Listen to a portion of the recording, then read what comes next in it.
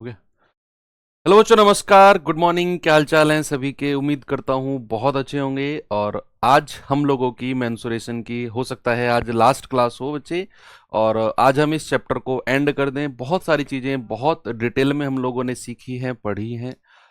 हम जानते हैं कि यहाँ से एक सवाल या मैक्स टू मैक्स दो सवाल तो बनने ही हैं। मतलब एक तो है ही है, हो सकता है कि किसी शिफ्ट में एग्जामिनर को पसंद आ जाए दूसरा सवाल तो वो रख दे। और मैं आपको पहले भी कह चुका हूं कि यहां से जो सवाल बनेगा वो बहुत सिंपल बनेगा, बनता आया है और आगे भी बनेगा। तो क्यों ना, जब चीजें सिंपल बन रही हैं तो उनको फिर कर लिया जाए। आपको उतना एफर्ट इसमें नहीं लगाना है जितना मैंने आपको पढ़ाया।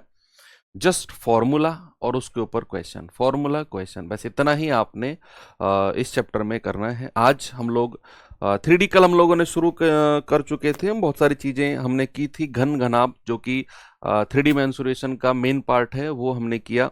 आज हम लोग छोटे छोटे पार्ट हैं आपके, लाइक सिलेंडर, आपका शंकु, गोला, अर्ध गोला, ये छोटे छोटे पार्ट हैं, दो दो तीन तीन चार चार सवाल के। इनको हम एंड करते हैं। थैंक यू सो मच आप सभी को टीचर्स डे की शुभकामनाएं देने के लिए। मेरा आशीर्वाद और मेरी मेहनत हमेशा तुम्हारे साथ रहेगी। और जब तक आप लोग सेलेक्ट नहीं होगे, हम लोग इसी तरह सभी टीचर्स आपके जो साथ है वो लगे रहेंगे। चाहे कुछ भी हो जाए, बस आपको नहीं छोड़नी है तैयारी, है ना। लोग आते हैं बीच में कि गुमराह करने के लिए कि ये नहीं होगा, वो नहीं होगा, यहाँ से नहीं होगा, वहां से नहीं होगा, ये पढ़ ले, वो पढ़ ले। बस ये ना, ये वाला गुमराह आपको नहीं होना है ना। एक ही लाइन पे चलना है और उसी पे ही मल्टीपल टाइम्स जो है आपने बच्चा रिवाइज करना है। और एग्जाम तक आप ऐसा करते रहो। मैं अपना पूरा एक्सपीरियंस से बता रहा हूँ, चीजें पॉजिटिव ही आपके लिए रहेंगी, है ना।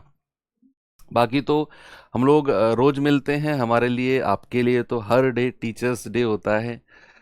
तो फिर भी एक दिन अगर रखा गया है तो थैंक यू सो मच। आप सभी की ब्लेसिंग्स, मेरी ब्लेसिंग्स आपके साथ, और आप सभी की शुभकामनाएं उस सभी के लिए। Thank you so much. चलेंगे भाई। आज हम जो शुरू करने वाले हैं, टॉपिक डालेंगे अपना सिलेंडर। सिलेंडर जिसको हिंदी में क्या बोलते हैं? हिंदी में बोलते हैं जिसको बेलन। क्या होता है सिलेंडर, देखेंगे बच्चे जरा। भाई अगर मैं सिलेंडर की बात करता हूं तो सिलेंडर वो मत सोचना जो आपके घर में आता है ना। वो वाला नहीं, थोड़ा सा अलग होता है ये।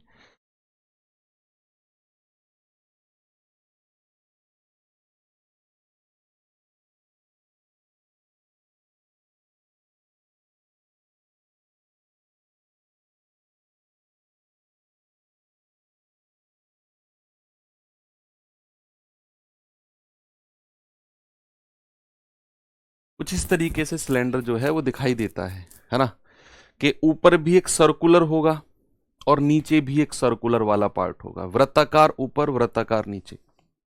आप कुछ भी सोच सकते हो। कोई पाइप, है ना, पाइप होता है जो आपके घर में पाइप वगैरह लगे होंगे, फिटिंग के पाइप जो होते हैं वो सब सिलेंडर होते हैं। ठीक है। जो तार होता है ना, तार, बिजली का तार, वो भी एक सिलेंडर का शेप का होता है। वो चाहे कितनी बड़ी लेंथ हो, तो तार को भी हम एक सिलेंडर यानी कि बेलन के आकार के रूप में ट्रीट करते हैं। तो एक ऐसी आकृति जिसके ऊपर और नीचे जो फेस होता है ये सर्कुलर यानी कि वृत्ताकार होता है। अब वृत्ताकार है तो इसका एक सेंटर होगा और ये आधार की त्रिज्या होगी। ये भी क्या है बच्चे? त्रिज्या है, रेडियस है यहां से यहां तक की दूरी। अब यहां से यहां तक की दूरी को क्या बोलेंगे सर? इसको बोलेंगे ऊंचाई यानी कि हाइट। आर मतलब क्या है? आधार की त्रिज्या, आधार की त्रिज्या। अब आधार ये भी है, आधार ये भी, दो आधार हैं इसके पास और दोनों के दोनों वृत्ताकार यानी कि सर्कुलर हैं। आप कहेंगे radius of the base. H क्या है? हाइट, ऊंचाई। हाइट ऑफ सिलेंडर, बेलन की ऊंचाई। हाइट ऑफ सिलेंडर यानी कि बेलन की ऊंचाई। अब बच्चे इसमें फॉर्मूलेज क्या क्या बनते हैं जरा देखते हैं। फॉर्मूला पहला बनता है इसमें आयतन का, वॉल्यूम का। आयतन यानी कि वॉल्यूम। क्या होता है भाई साहब? एरिया। आप कहेंगे सर वॉल्यूम इक्वल्स टू होता है पाई आर स्क्वायर एच। ये किसी भी बेलन की जो है बच्चे वॉल्यूम होती है pi r square H. Second, अगर मैं बात करता हूं इसके वक्र पृष्ठीय क्षेत्रफल, वक्र पृष्ठीय या पार्श्व पृष्ठीय क्षेत्रफल जिसको बोलते हैं, वक्र पृष्ठीय क्षेत्रफल, क्षेत्रफल इंग्लिश वाले बच्चे क्या लिखेंगे, कर्व्ड सरफेस, सरफेस एरिया, यानी कि CSA, वक्र पृष्ठीय क्षेत्रफल क्या होता है जरा देखेंगे। थर्ड नंबर पे आता है टोटल सरफेस एरिया, संपूर्ण, संपूर्ण पृष्ठीय, संपूर्ण पृष्ठीय क्षेत्रफल, संपूर्ण पृष्ठीय क्षेत्रफल यानी कि total surface, total surface area या TSA जिसको बोलते हैं। थोड़ा सा मैं आपको बताता हूं कि क्या होता है वक्र पृष्ठ क्षेत्रफल और क्या होता है टोटल सरफेस एरिया। सुनना, बात अगर करते हैं बच्चे वक्र पृष्ठ क्षेत्रफल की, तो मैं आपको बताता हूं वक्र पृष्ठ क्षेत्रफल क्या होता है। भाई सपोज आप मानकर चलो, बना के दिखाता हूं आपको, है ना। सपोज ये सिलेंडर है ना, ये हमने सिलेंड्रिकल शेप बनाई है, आपके सामने जो है ये सिलेंड्रिकल शेप है, इधर से भी देख सकता हूं, इधर से भी देख सकता हूं, तो दोनों तरफ सर्कुलर है ना, इधर भी सर्कुलर है, इधर भी सर्कुलर है। अगर मैं बात करूंगा केवल वक्र पृष्ठ क्षेत्रफल की, किसकी बात करूंगा, केवल वक्र पृष्ठ क्षेत्रफल की, तो बच्चे वक्र पृष्ठ क्षेत्रफल में केवल मैं जो ये है ना, ये वाला जो पार्ट है, ये वाला जो पार्ट है, केवल इसकी मैं बात करूंगा, ना तो मैं इसको इंक्लूड करूंगा आधार को, ना इधर वाले आधार को इंक्लूड करूंगा। दोनों तरफ के जो आधार हैं, इसको और इसको, दोनों को मैं इंक्लूड नहीं करूंगा। केवल और केवल आपका जो ये सामने वाला है ना, ये जो सामने वाला आपको दिखाई दे रहा है इस टाइम, इसको ऐसे रोटेट करते चले जाओ, ये होता है वक्र पृष्ठ क्षेत्रफल। ठीक है, इसको बोलते हैं कर्व्ड सरफेस एरिया। तो भैया कर्व्ड सरफेस एरिया वक्र पृष्ठ क्षेत्रफल का जो फॉर्मूला होता है वो होता है 2πRh। क्या होता है, 2πRh। और अगर मैं टोटल सरफेस एरिया की बात करता हूं भैया, अगर मैं टोटल सरफेस एरिया की बात करता हूं तो वक्र पृष्ठ तो रहेगा ही रहेगा, और ये वाला जो आपके सामने दिख रहा है, एक वाला ये आधार और एक वाला ये आधार, दोनों के दोनों जो आधार है ना, इनके एरिया भी जुड़ जाएंगे। तो भैया टोटल सरफेस एरिया क्या हो जाएगा बच्चा, 2πRh तो रहेगा ही रहेगा, और भैया पाई आर स्क्वायर नीचे का क्षेत्रफल और पाई आर स्क्वायर ऊपर का क्षेत्रफल, तो कितना 2πR²। यहां से अगर मैं 2πR कॉमन ले लेता हूं तो h यहां से बचेगा और एक r यहां से बचेगा, तो 2πRh प्लस r, ये होता है हमारा कितना, टोटल सरफेस एरिया यानी कि संपूर्ण पृष्ठ क्षेत्रफल। तो तीन चीज हैं हमें यहां पर जो बेसिकली पढ़नी होती हैं। ओके, कोई प्रॉब्लम नहीं है इसमें। आगे चलें, चलो सवाल की तरफ चलते हैं बच्चे। सवाल नंबर A89 हमारा यहाँ पर शुरू है। बहुत सारे सवाल हमने किए हैं यहाँ पर, नो डाउट 100+ सवाल मेंसुरेशन में बहुत होते हैं, मतलब एक ऐसे एग्जाम के लिए जहां पर केवल एक ही सवाल बनना है पूरे मेंसुरेशन से। हाँ बच्चे, एक अनाउंसमेंट मैं आपको करने वाला हूं कि हमारे जो अब चैप्टर्स बच रहे हैं वो बच रहे हैं, एक तो DI, एक हमारा बच रहा है नंबर सिस्टम, एक बच रहा है सिंप्लीफिकेशन, और एक बच रहा है सर्ट्स एंड इंडिसेस। ये चैप्टर हमारे बचे हुए हैं। अब इस मेंसुरेशन को हम आज एंड करके कल से हम शुरू करेंगे DI। 2 क्लास का चैप्टर है, 2 क्लास के चैप्टर को करने के बाद में फिर हम लेंगे ब्रेक, ब्रेक लेंगे यानी कि 6 से 7 दिन का मैं आपको ब्रेक दूंगा ताकि आप अपना रिवीजन कर सको। फिर हमारा जो 2.0 बैच शुरू होगा, अवसर 2.0 बैच, उसमें जो मैं ही कराने वाला हूँ। हालांकि ये बात अभी दुनिया नहीं जानती है, मैं ही आपको बता रहा हूँ। तो वो जो बैच है वो 15 तारीख से शुरू होंगी क्लासेस उसकी, और उसमें हम लोग जो है नंबर सिस्टम यानी कि संख्या पद्धति से शुरू करेंगे, संख्या पद्धति से। तो उसके बाद में मैं कराऊंगा सिंप्लीफिकेशन और उसके बाद में सर्ड्स इंडिसेस। तो ये 3 चैप्टर आपके जो है मैं वहां पर कवर कराऊंगा और वो बैच आप लोगों को फ्री मिलेगा, चूंकि आपके पास ये पहले वाला बैच है तो वो ऑटोमेटिकली आपका जो है अपडेट हो जाएगा, मतलब ये बैच भी रहेगा और वो भी आपका ओपन हो जाएगा अवसर 2.0 भी। तो उसमें हम लोग ये 3 चैप्टर्स करेंगे। तो आप जो अब ये कल मैं कराऊंगा डीआई शुरू, जो 2 क्लास आपकी डीआई की होंगी, उसके बाद का टाइम आपके प्रॉपर रिवीजन का होगा। उसमें आप अपना रिवीजन करना और फिर ये 3 चैप्टर्स जो हैं इनमें लगभग लगभग 7 8 10 क्लासेस होंगी और फिर उन्हें करके आप फ्री हो जाओगे। ठीक है, तो ये अनाउंसमेंट आपको मैंने बता दिया है। आप उन लोगों को बता देना जो लोग ये बैच से पढ़ रहे हैं, या फिर नहीं पढ़ रहे हैं तो उनको तो फर्क ही क्या पड़ता है। सवाल करा है ऊंचाई 20 सेंटीमीटर है, आधार की त्रिज्या 14 सेंटीमीटर वाले बेलन के आयतन को बताओ क्या होगा। भाई यहां पर ऊंचाई यानी कि हाइट हमको दे दी है बच्चे कितना 20, हमको आधार की त्रिज्या दे दी है 14, तो कह रहा है कि आयतन बताओ। बच्चे वॉल्यूम क्या होता है, वॉल्यूम होता है पाई आर स्क्वायर एच। पाई कितना है बच्चे 22/7, आर कितना है 14, 14 का स्क्वायर और एच कितना है 20।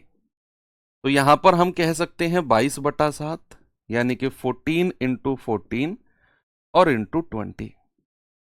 आप कहेंगे 7 दूनी 14, 22 दूनी 44 गुणा 14 दूनी 28, 280।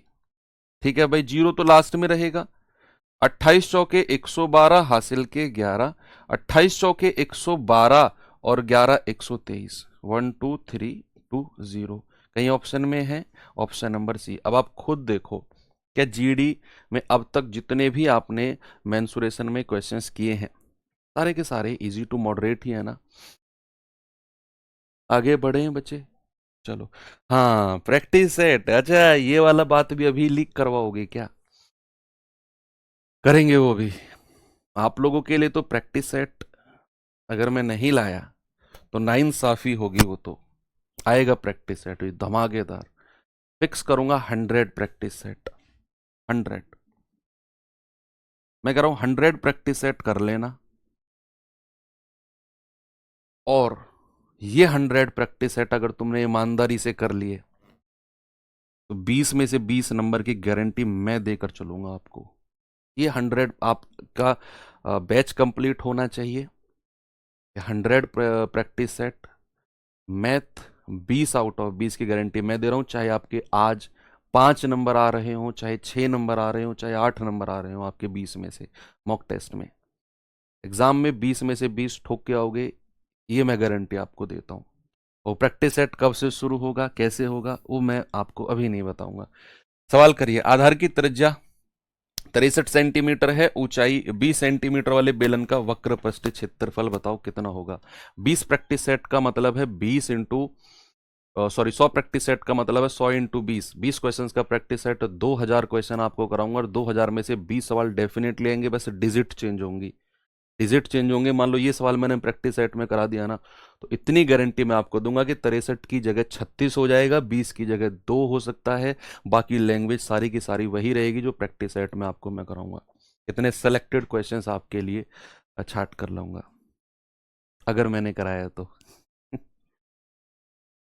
कोई भी कराए मेहनत तो वहां पर भी होगी, मैं अपनी बता रहा हूं। इफ आई एफ आधार की त्रिज्या 63 सेंटीमीटर, ऊंचाई 20 सेंटीमीटर वाले बेलन का वक्र पृष्ठ क्षेत्रफल कर्व्ड सरफेस एरिया बताएंगे बच्चे।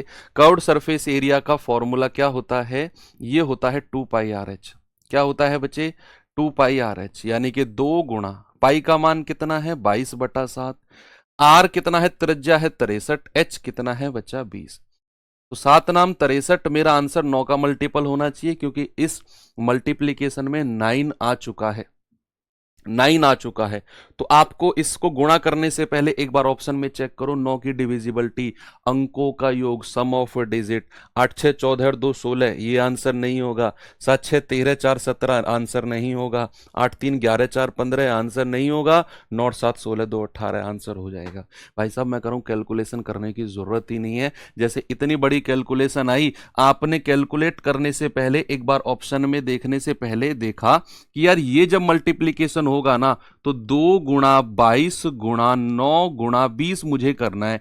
तो मेरा जो आंसर है वो 9 का मल्टीपल होना चाहिए, और 9 का मल्टीपल वो होता है जिसके अंकों का योग 9 से कट जाए। तो 3 ऑप्शन ऐसे थे जिसके अंकों का योग 9 से कटा ही नहीं, एक ही ऑप्शन है। तो भाई साहब मैंने 2024 का सवाल 5 सेकंड से भी कम समय में कर दिया। अगर मैं ये भी नहीं करना चाहता ना, तो मैं ऑप्शन देखूंगा। त्रिज्या कितनी है? 63। वक्र पृष्ठ क्षेत्रफल क्या होता है? 2 पाई आर एच। त्रिज्या उसमें आती है 63 है।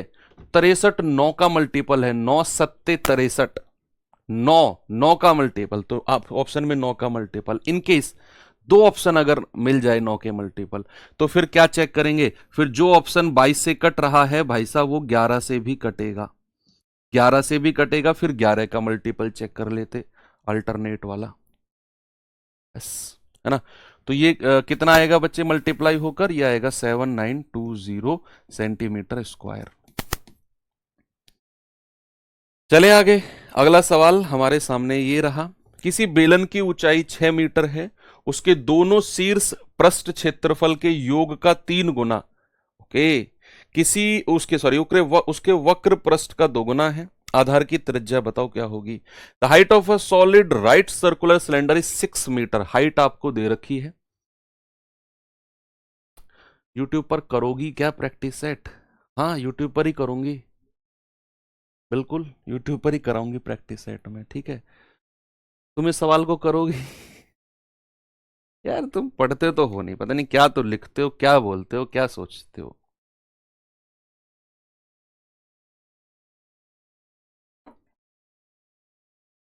सर डिविजिबल रूल हमें भी बता दो। नंबर सिस्टम में पढ़ेंगे बच्चा, नंबर सिस्टम में कह रहे कि 3 times the sum of area, 3 times the sum of area of its 2 end, 2 end 3 time. देखो sum of area, area of 1 end क्या होता है? एक एंड का एरिया, ये होता है पाई आर स्क्वायर।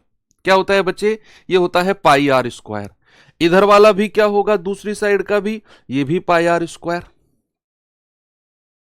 ये पाई आर स्क्वायर, ये पाई आर स्क्वायर।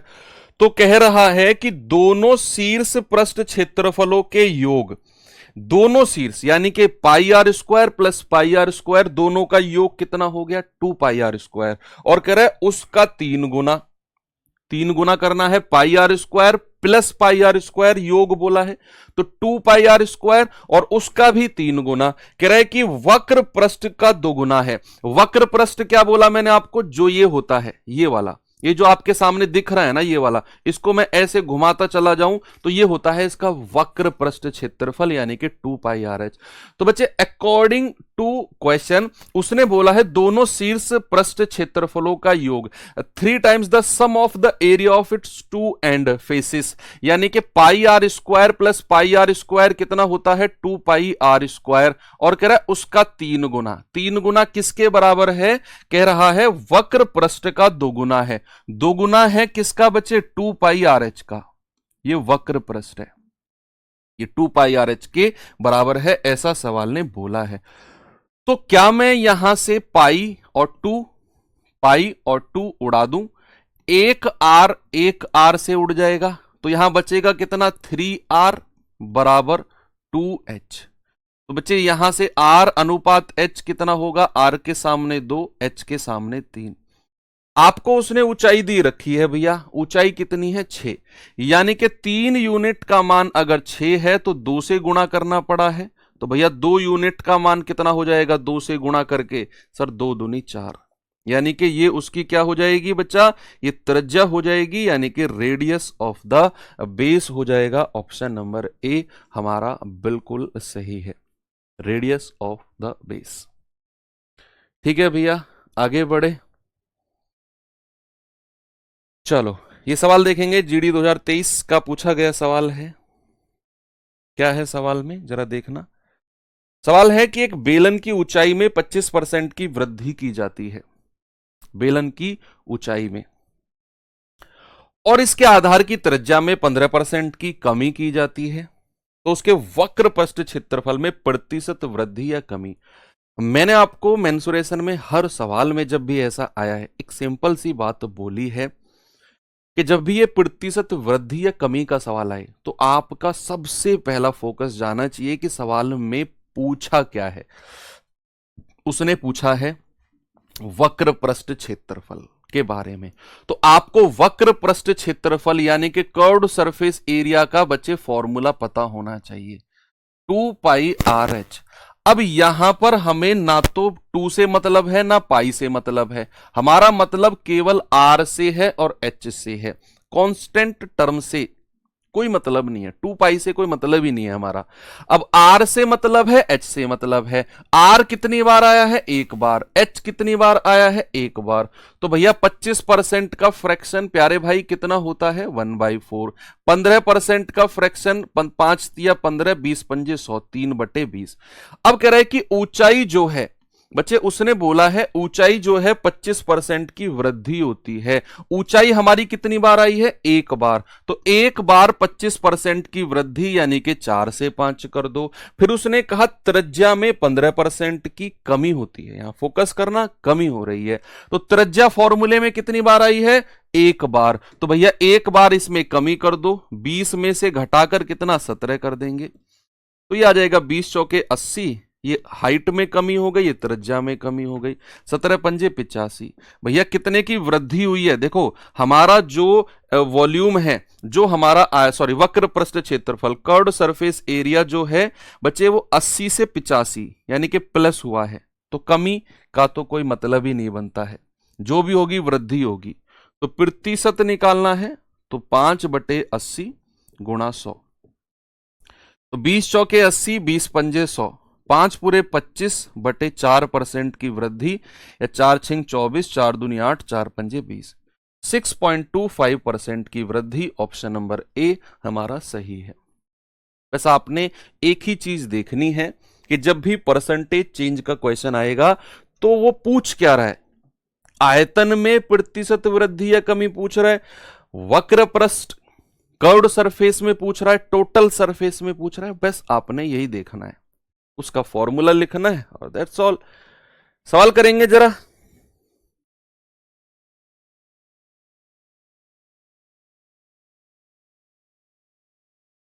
जीडी 2023 का सवाल है, कह रहा है एक बेलनाकार मीनार का व्यास और ऊंचाई क्रम से 10 और 21 मीटर है। कह रहा है 8 रुपए प्रति वर्ग मीटर की दर से इसकी वक्र सतह को रंगने की लागत क्या होगी? वक्र सतह को, वक्र सतह को रंगना है भाई साहब, वक्र सतह को, कि ये अगर हमारे पास बेलन है, देखो ना एक बार, ये अगर हमारे पास कोई बेलन है, ये सामने, ये इसके एंड है ना, ये इसके आधार है। अब जो इसका वक्र पृष्ठ है ना, ये है जो मैं आपके सामने रोटेट कर रहा हूं, ये वाला। अब कह रहा है ना इसको पेंट करना है, अब इसको पेंट करना है ऐसे यहां से। अब अगर इसको पेंट करना है बच्चे, तो इसका वक्र पृष्ठ क्षेत्रफल का पता होना जरूरी है ना भाई। मैं आपसे कहने लगूं कि इसके वक्र पृष्ठ को पेंट करना है और 1 मीटर स्क्वायर को पेंट करने के 10 रुपए लगते हैं, 1 मीटर स्क्वायर को, तो बताओ कितने रुपए में पूरा पेंट हो जाएगा ये? तो तुम कहोगे सर इसका वक्र पृष्ठ क्षेत्रफल बता दो हमें, कितना होगा पूरा कर्व्ड सरफेस एरिया इसका, और हम उसको 10 से गुणा कर देंगे, क्योंकि 1 मीटर को पेंट करने के 10 रुपए, तो जितने मीटर स्क्वायर का ये होगा उसको 10 से हम गुणा कर देंगे। तो यहां भी उसने वही कहा, उसने कहा कि भैया व्यास, आधार का जो व्यास है, ये कोई हमारा सिलेंडर है, करे आधार का व्यास, यहां हमें रेडियस अगर निकालना है तो व्यास डायामीटर को 2 से डिवाइड करना है, व्यास कितना है 10, 10 को 2 से डिवाइड करना है तो रेडियस आ गया 5। करेक्ट भैया, इसकी ऊंचाई 21 है, यहां से यहां तक की कितनी है 21। अब कह रहा है इसका जो ये है ना, ये वाला, इसको रंगना है ऐसे, इसको ऐसे रंगना है, ऐसे ऐसे ऐसे ऐसे। तो आपको बताना है कि कितना खर्चा आएगा। पहले तो इसका कर्व्ड सरफेस एरिया वक्र पृष्ठ क्षेत्रफल ही हम बताएंगे। क्या होता है बच्चे? 2πr(h), यानी कि 2 गुणा पाई का मान कितना है 22/7, आर कितना है 5, एच कितना है 21, तो 7 तिया 21, 5 दूनी 10 गुणा 22 तिया 66, यानी कि ये हो जाएगा 660 मीटर स्क्वायर। ये तो इसका वक्र पृष्ठ क्षेत्रफल हो गया। अब सवाल कह रहा है कि भैया 1 मीटर स्क्वायर को, कह रहा है कि 1 प्रति वर्ग मीटर को रंगने का ना 8 रुपया लागत है और इसके वक्र पृष्ठ को रंगना है। तो क्या मैं टोटल कॉस्टिंग या कुल लागत आपसे पूछूं, कुल लागत, तो क्या आप मुझे बता सकते हो कि सर वो 660 गुणा 8 हो जाएगी। 8 छिंग 48, 4 8 छिंग 48, 4 52। क्या बिल्कुल सही है? आपको इतना करने की भी जरूरत नहीं थी वैसे, अगर मैं आपको बताऊं। क्यों? आपको जैसे ही कर्व्ड सरफेस एरिया दिखा, बच्चा सामने देखेंगे एक बार, जैसे ही आपको कर्व्ड सरफेस एरिया दिखा, आपने तुरंत कह दिया कि सर यहां पर एक 22 हमें दिख रहा है मल्टीप्लीकेशन में, जो कि पाई की वैल्यू है, और 22 में एक 11 छुपा होता है। 11 दूनी 22। मेरा आंसर 11 से कटना चाहिए। और अभी आपने डिविजिबिलिटी नहीं पढ़ा है, 11 की डिविजिबिलिटी पढ़ाऊंगा मैं आपको। अल्टरनेट का सम करना होता है, 5 और 3 8, 1 प्लस 0 1। तो 8 और 1 का डिफरेंस कितना है? 7। अगर ये 0 बन गया या 11 से का मल्टीपल बन गया तो ये संख्या 11 से कटेगी। 9 और 5 14, 4, 14 4 का डिफरेंस 10, नहीं है बात। 8 4 12, 12 और 9 का डिफरेंस 3, नहीं है बात। 8 5 13, 13 में से 2 गए 11, ये संख्या 11 से कट जाएगी। एक ही ऑप्शन है, तो यहां के बाद मुझे सॉल्व ही करने की जरूरत नहीं है अगर मैं डिविजिबिलिटी लगाता हूं तो।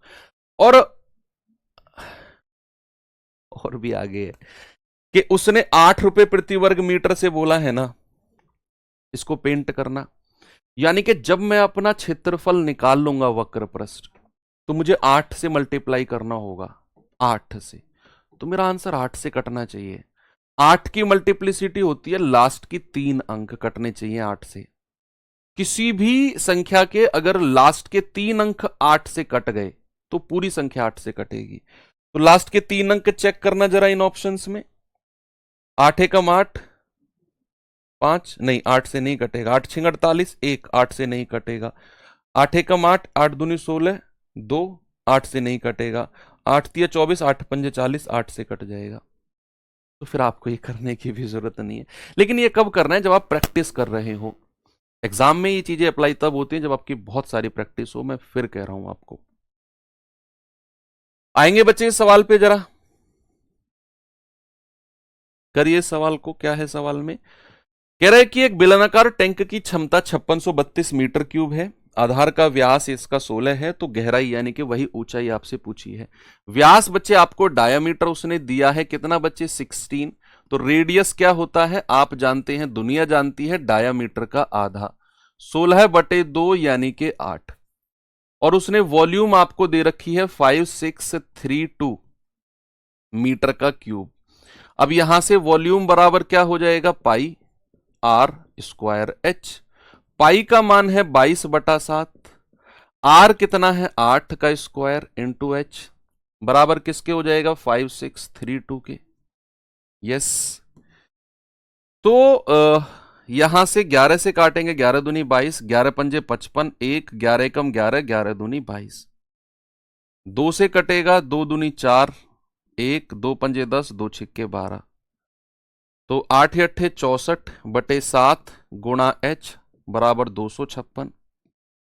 64 चौके 256 होता है, और 7 की गुणा 4 में हो जाएगी, तो 7 चौके 28 मीटर। उसने गहराई ही आपसे पूछी है। ऑप्शन नंबर ए हमारा सही है। डायरेक्ट मैं कर रहा हूं, फॉर्मूला बेस्ड क्वेश्चन बनते हैं डायरेक्ट। आगे चलिए, आते हैं बच्चे अब शंकु की तरफ, यानी कि कोण। शंकु यानी कि कोण क्या होता है? शंकु भाई साहब जरा देखेंगे।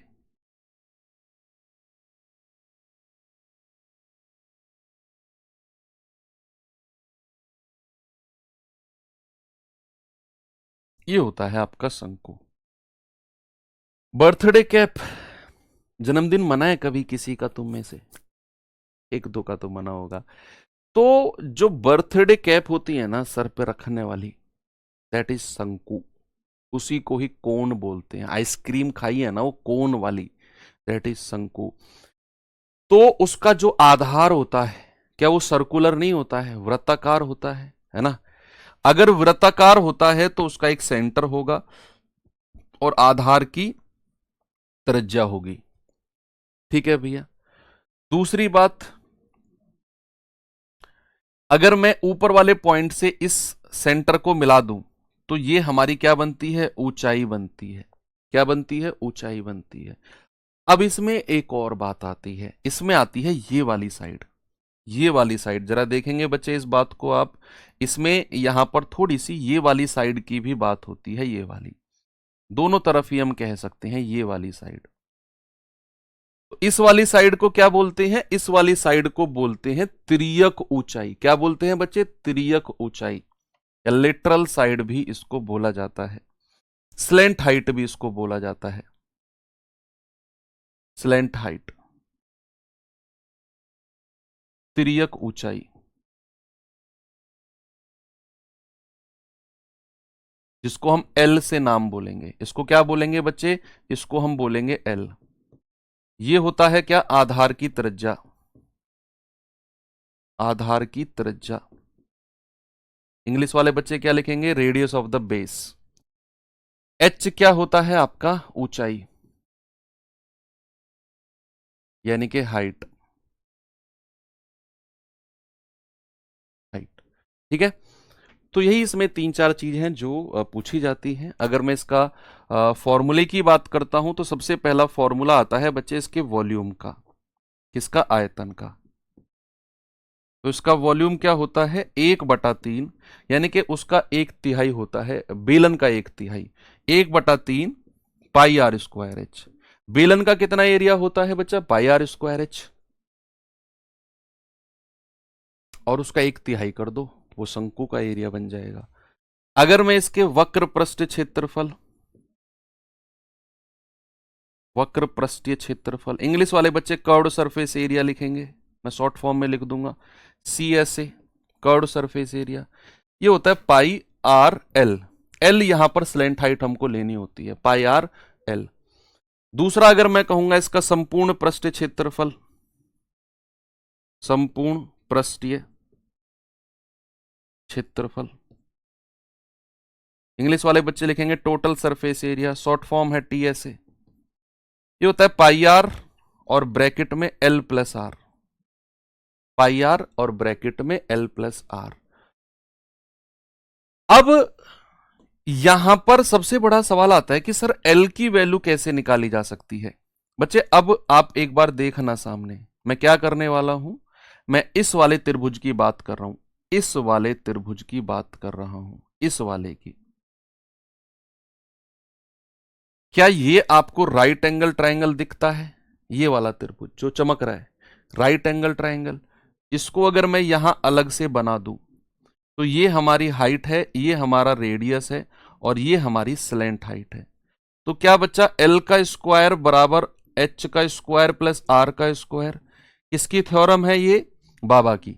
कौन से बाबा की, योगी बाबा की नहीं, पाइथागोरस बाबा की। तो इस वाले त्रिभुज से हम L का मान भी निकाल सकते हैं, L स्क्वायर बराबर H स्क्वायर प्लस R का स्क्वायर। तो ये तीन चीजें हैं जो आपको इसमें पढ़ना है। चलिए अब मैं आपको सवाल की तरफ लेकर चल रहा हूं। पहला क्वेश्चन है बच्चा, देखेंगे एक बार।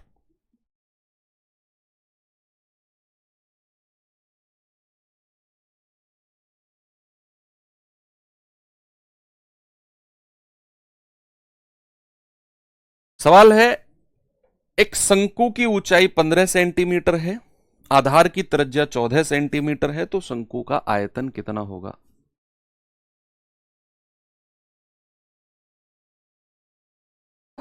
क्या होगा बच्चे, देखेंगे जरा।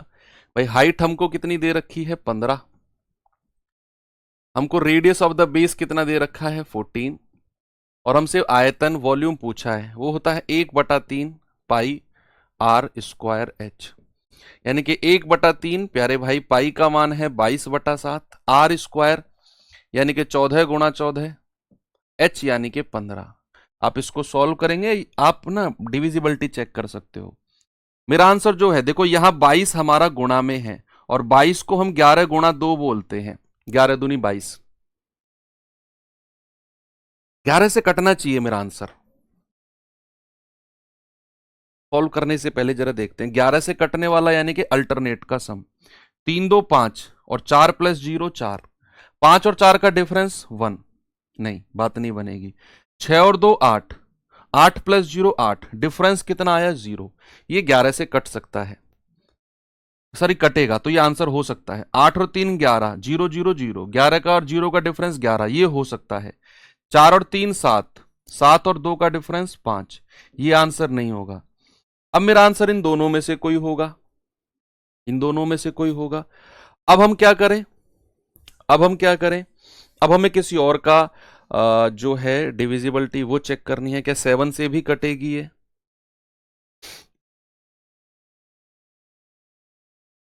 यस 7 से भी कटेगी नहीं। हाँ, अगर 14 यहां पर है तो एक साथ तो यहां से कट जाएगा, दूसरा 14 है तो एक साथ हमारे पास बचेगा। और ऑप्शन में इन ये दो ऑप्शन चेक करने हैं 7 से काट के। 7 चौक 28, 2 7 चौक 28, ये तो कट रहा है 7 से। 7 चौक 28, ये 7 से नहीं कट रहा, एक ही ऑप्शन है। तो डिविजिबिलिटी से ऐसे कर सकते हो, नहीं तो फिर आप इसे अपना कैलकुलेशन से भी कर सकते हो, कोई बड़ा इशू नहीं है। 7 दूनी 14, 3 पंजे 15, 5 की 2 में गुणा करेंगे, ये 10 तो अलग हो गया। और 14 की 22 में करेंगे जरा, 14 दूनी 28, 14 दूनी 28 और 2 30, कितना आ गया 3080। 3080 ऑप्शन नंबर बी हमारा सही है। ठीक है भाई, ये सवाल देखिए जरा एक बार। कह रहा है दो शंकुओं के आयतन का अनुपात 2 3 है, आधार की त्रिज्या का अनुपात 1 2 है, तो उनकी ऊंचाई का रेशियो कितना होगा। ये तो फिर चीजें सिंपल हो जाती हैं। चलो मैं आपको अलग से लिखवा भी देता हूं। बच्चे अगर मैं बात करता हूं शंकु की, मान लो अगर आपको रेडियस का रेशियो दे दिया है, रेडियस का रेशियो दे दिया है सपोज आपको ए बी का दे दिया है, और ऊंचाई का रेशियो दे दिया है सपोज आपको सी डी का, और आपसे पूछा है बताओ आयतन का रेशियो क्या होगा, वॉल्यूम का रेशियो। तो क्या आप मुझे बता सकते हो क्या होगा? भाई वॉल्यूम क्या होता है, पाई आर स्क्वायर एच। देखते रहे ना अभी सामने, बहुत सारी चीजें क्लियर हो जाएंगी, रटना नहीं पड़ेगा।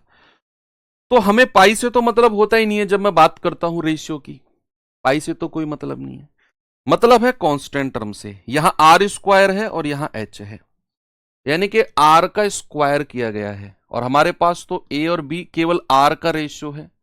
बच्चे अगर मैं आपसे पूछूं आर स्क्वायर का रेशियो कितना हो जाएगा, आप कहेंगे सर वो हो जाएगा, आर स्क्वायर का रेशियो हो जाएगा ए का स्क्वायर। भाई आर स्क्वायर पूछा है ना, ए का स्क्वायर, और एच कितना है सी, अनुपात आर स्क्वायर की यहां पर कितना हो जाएगा बी का स्क्वायर, और एच कितना है डी। ये हमारा वॉल्यूम का रेशियो होगा। हमें फॉर्मूले के अकॉर्डिंग चलना है, सीधा सीधा मल्टीप्लाई नहीं करना है इनको, फॉर्मूले के अकॉर्डिंग चलना होता है। ठीक है भाई,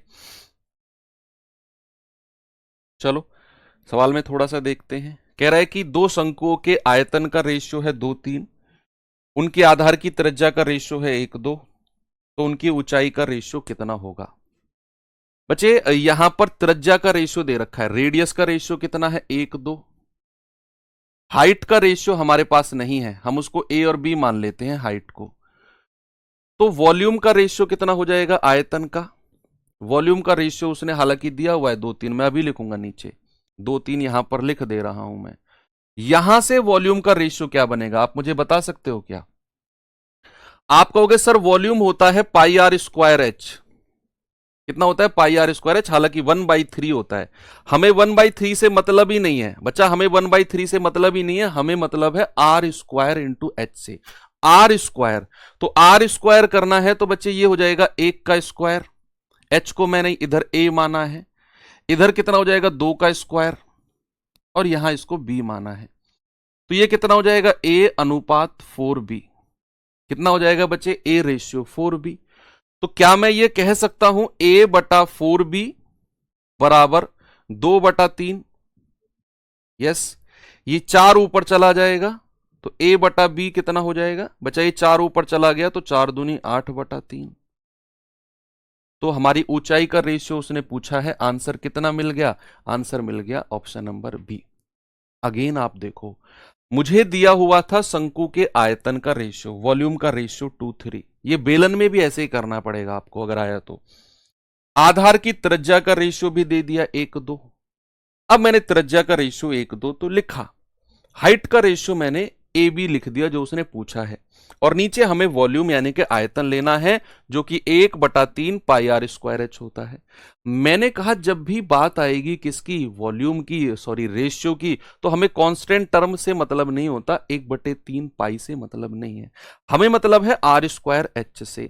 तो यहां आर स्क्वायर अगर हमें करना है तो 1 का स्क्वायर एच ए आ गया, आर का स्क्वायर 2 का स्क्वायर गुणा बी, तो ये रेशियो मिला a अनुपात 4b।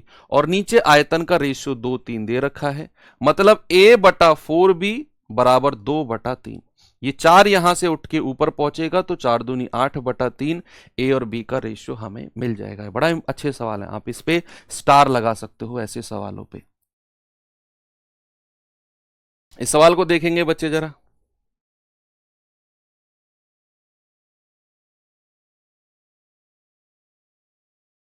सवाल है भाई कि किसी शंकु की ऊंचाई तथा आधार की त्रिज्या में प्रत्येक में 100% की वृद्धि की गई तो शंकु के आयतन में कितनी वृद्धि हो जाएगी?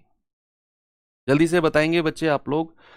जो बच्चे बाद में जुड़े हैं उनको फिर मैं बताना चाहूंगा कि हमारा अभी जो चैप्टर बचे हुए हैं डीआई, कल हम शुरू करेंगे, आज इसको एंड करेंगे मेंसुरेशन को, कल से हम डीआई शुरू करेंगे। 2 दिन में डीआई एंड करके फिर मैं आपको ब्रेक दूंगा 6 से 7 दिन का, क्योंकि 15 तारीख से 2.0 बैच शुरू होगा, उसमें मैं ही आपको पढ़ाऊंगा और उसमें नंबर सिस्टम से हम लोग शुरू करेंगे। आपका नंबर सिस्टम बचा हुआ भी है तो वहां से हम लोग नंबर सिस्टम शुरू करेंगे। आप लोगों के पास अवसर बैच है, 2.0 आएगा तो वो फ्री ऑफ कॉस्ट आपको प्रोवाइड कराया जाएगा, तो वहां से आप नंबर सिस्टम करेंगे। फिर उसके बाद मैं सिंप्लीफिकेशन कराऊंगा। तो नए वाले बच्चे जो जुड़ेंगे बैच में उनके लिए तो पहले चैप्टर्स होंगे, लेकिन आपके लिए लास्ट के चैप्टर्स होंगे। तो number system, simplification, shirts and indices, फिर आप लोग अपना रिवीजन कर लेना, आपका खत्म काम, वो लोग आगे बढ़ जाएंगे मेरे साथ। 100% की वृद्धि, बच्चे 100% का फ्रैक्शन क्या होता है सर? परसेंट को हटाया बटा 100, ये हो जाएगा सर 100/100, यानी कि हम कह सकते हैं 1/1। सवाल कह रहा है कि आधार की त्रिज्या और ऊंचाई दोनों में 100% की वृद्धि हुई है। बच्चे रेडियस कितना हो गया है? 1 से 1 प्लस होकर 2, कितना हो गया है? 1 से। मान लो कहीं 20% की वृद्धि होती है तो 20% का फ्रैक्शन 1/5 होता है, तो 5 में 1 प्लस करके 6 नहीं करते हैं क्या? यस, तो यहां भी तो 1 में 1 प्लस करके 2 करेंगे। ऊंचाई में कितनी वृद्धि? 100% की सर, ये भी 1 से 2 हुआ है। अब कह रहा है आयतन में, बच्चे वॉल्यूम में, शंकु की वॉल्यूम क्या होती है? 1/3 पाई आर स्क्वायर एच। बच्चे हमें 1/3 पाई से मतलब ही नहीं है, ये कांस्टेंट टर्म है, हमें मतलब है क्या उसने ये दिया हुआ है r square into h. R square यानी कि हमें त्रिज्या का स्क्वायर करना है, इंटू एच यानी कि 1, 2 का स्क्वायर इंटू एच यानी कि 2, तो 1 इंटू 2 दूनी 4 दूनी 8, क्या हो जाएगा? 1:8। क्या कह रहा है? कितने परसेंट की वृद्धि होगी? वृद्धि पूछ रहा है ना, तो भाई कितने परसेंट की वृद्धि हुई है, सॉरी कितने की वृद्धि हुई है 1 से 8 तक जाने के लिए? तो आप कहेंगे सर प्लस का 7 हुआ है, तो प्रतिशत वृद्धि अगर हम कहेंगे तो ये हो जाएगा 7/, ओरिजिनल कितना है? 1 इंटू 100, आप कहेंगे 700% की वृद्धि है। ऐसे भी सवाल बनता है कि जो नया आयतन है वो पुराने वाले का कितना गुना हो जाएगा? क्या आप बता सकते हो कि जो नया आयतन है बच्चे वो पुराने वाले का कितना गुना हो जाएगा? क्या आप मुझे बता सकते हो? जल्दी से बताएंगे मुझे। नया आयतन पुराने वाले का, भैया नया आयतन कितना है? 8, पुराना वाला कितना है? 1, तो भैया नए वाले को ऊपर रखना है, पुराने वाले को नीचे, तो हम कहेंगे सर 8 गुना हो जाएगा। अगर ऐसे पूछेगा तो जो नया है उसको ऊपर रखना है, पुराने वाले को नीचे। 8/1 यानी कि सर 8 गुना हो जाएगा।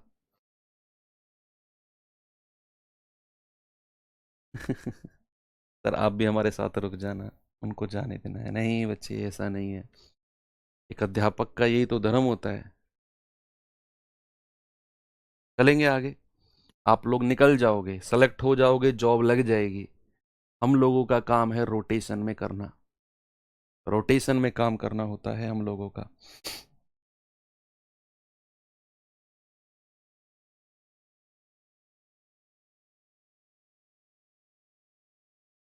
कह रहा है कि रेत का ढेर एक लंबवृत्तीय शंकु के आकार का है। ठीक है, कुछ इस तरीके से जो ढेर है वो बना हुआ है, ऐसे ऐसे बना हुआ है।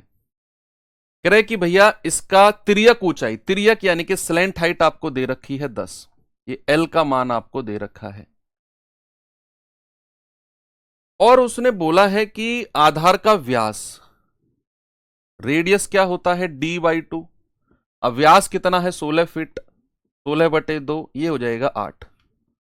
ओके, कह रहे आयतन बताओ कितना होगा, और यहां पर पाई का मान 3.14। बच्चे जिस सवाल में लिखा हो ना कि पाई का मान क्या लेना है, वहां वही लेना है, क्योंकि पाई के दो वैल्यू होती है, एक 22/7, एक 3.14। जहां उसने स्पेशली लिख दिया, सुना, ये बात बड़ी पते की बात कर रहा हूं, सवाल गलत हो जाते हैं ऐसे करके। बहुत सारे बच्चे 22/7 22/7 लेते हैं, जहां उसने कुछ भी नहीं लिखा 22/7 ले लो। जहां उसने लिख दिया कि पाई बराबर 3.14 लेना है, तो लेना है भाई, यही लेना है। तो उसने वॉल्यूम पूछा है, वॉल्यूम होता है 1/3 पाई r²h। ये हो जाएगा 1/3, पाई का मान है 22/7, r² यानी कि 8 × 8, और h कितना है 10। लेकिन हम पाई को 22/7 नहीं, क्या लेंगे 3.14। यस, इतना थोड़ा सा यहां डिफरेंस करना है, बस इसको आप कैलकुलेट कर लो बच्चे, और फिर मुझे बता दो कितना बनेगी बात। तो अगर हम बात करें 8 8 64, अगर 10 की गुणा मैं इसमें कर दूं तो ये हो जाएगा 31.4 गुणा 8 8 64/3। ये 64 चौके 256, हासिल के 25, 64 एकम 64, 64 और 25 कितना होता है भैया, 64 और 25 होता है 89, हासिल का 8, 64 तिया कितना होता है, 6 तिया 18, 4 तिया 12, 192, 192 और 8 200, और बटे कितना हो जाएगा, ये हो जाएगा आपका 3।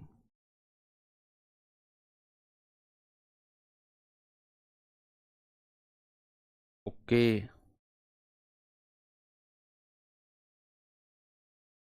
ये चाहे गलत किया होगा तो फिर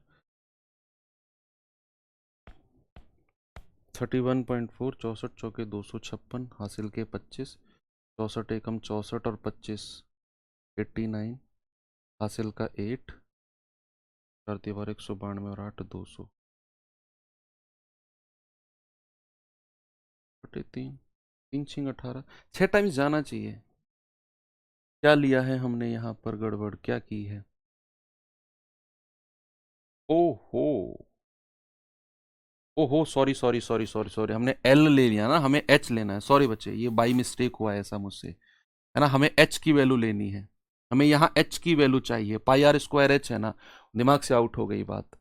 तो एच की वैल्यू के लिए आप ट्रिपलेट लगाओगे, ये अगर 10 है, ये अगर 8 है, तो ट्रिपलेट क्या कहता है सर, ये 6 हो जाएगा। भाई या तो आप पाइथागोरस बाबा की हेल्प ले लो कि 10 का स्क्वायर बराबर 8 का स्क्वायर प्लस h का स्क्वायर, तो यहां से भी h हमारा 6 आ जाएगा, है ना, इसको आप सॉल्व करेंगे। और नहीं तो आपने ट्रिपलेट पढ़ा होगा, h बराबर 6 आ जाएगा। तो 1/3, पाई का मान है 3.14, r यानी कि 8 × 8, और h यानी कि 6, 3 दूनी 6, सॉरी बच्चे वो थोड़ा सा मिस्टेक हुई थी। 3 दूनी 6, ये कितना होगा भैया, आप कहेंगे 3.14 को 2 से मल्टीप्लाई करेंगे तो 6.28, तो ये हो गया, गुणा 8 × 8, भाई 8 की गुणा करो पहले, 8 8 64, 6 8 दूनी 16 और 6 22, दो, 8×6 = 48 और 2 50, 50.24 गुणा 8, 8 × 4 = 32, 3, 8 दूनी 16, 3 19, 1, 8 0 0 1, 8 5 = 40। तो कितना आ गया? 401.92। ऑप्शन नंबर ए हमारा सही है, 401.92। इस सवाल के पास आएंगे भाई, जरा देखिए इसको।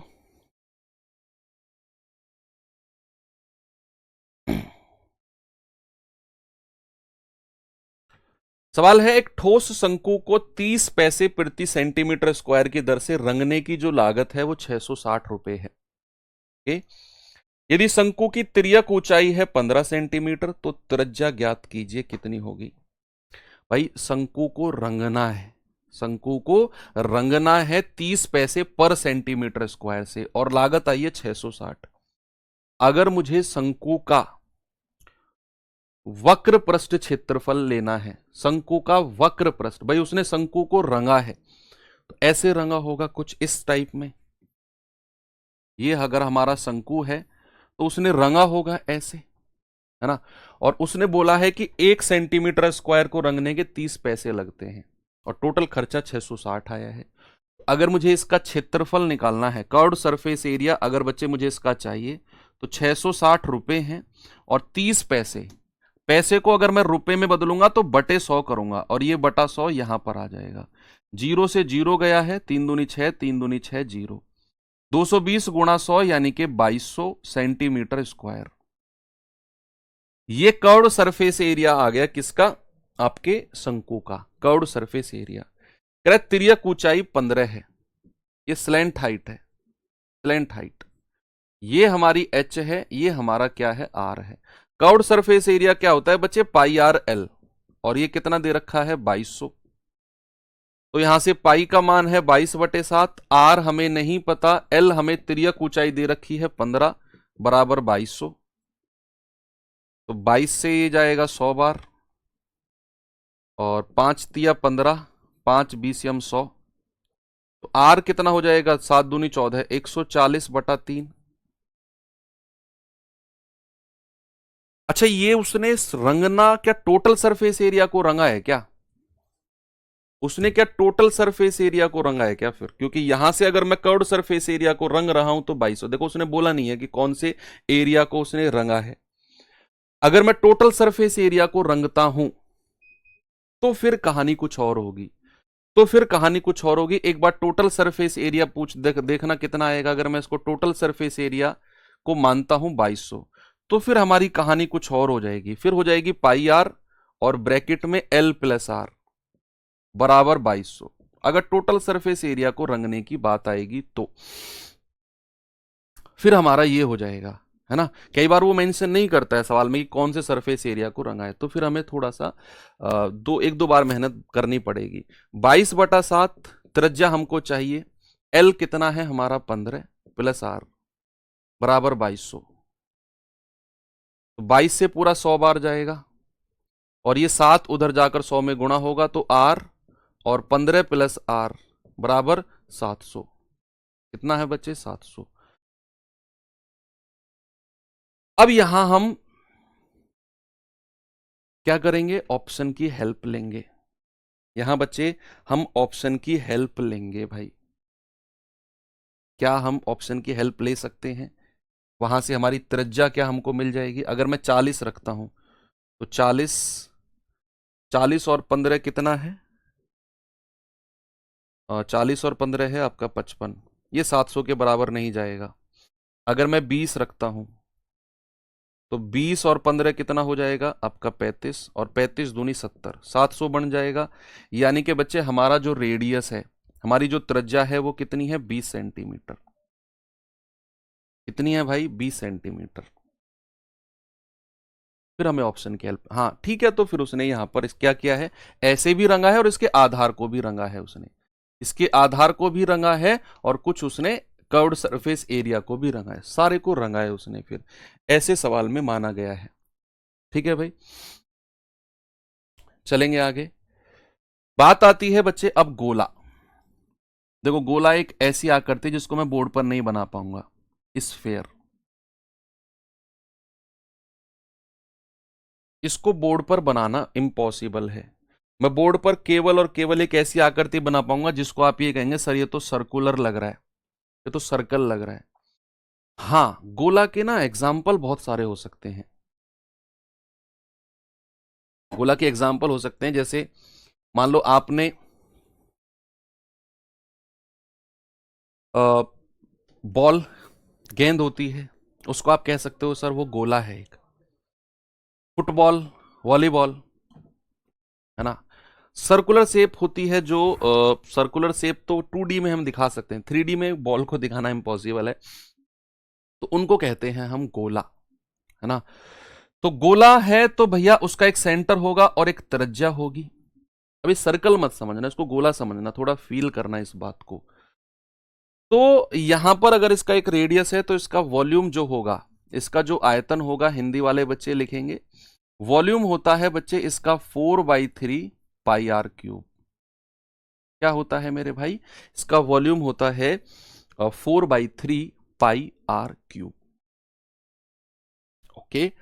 इसका सरफेस एरिया होता है, ये इसमें बड़ी स्पेशल बात है, सरफेस एरिया जिसको बोलते हैं पृष्ठीय क्षेत्रफल। पृष्ठीय क्षेत्रफल। अब यहां पर एक ही क्षेत्रफल होता है, चाहे वक्र पृष्ठ हो, चाहे कुल पृष्ठ हो, चाहे कर्व्ड सरफेस हो, चाहे टोटल सरफेस हो, एक ही होता है एक सरफेस एरिया। दोनों एक ही है। इसका कितना? 4 पाई r²। कितना बच्चे? 4 पाई r²। बस आपने इतना ही ध्यान रखना है, 4 पाई r²।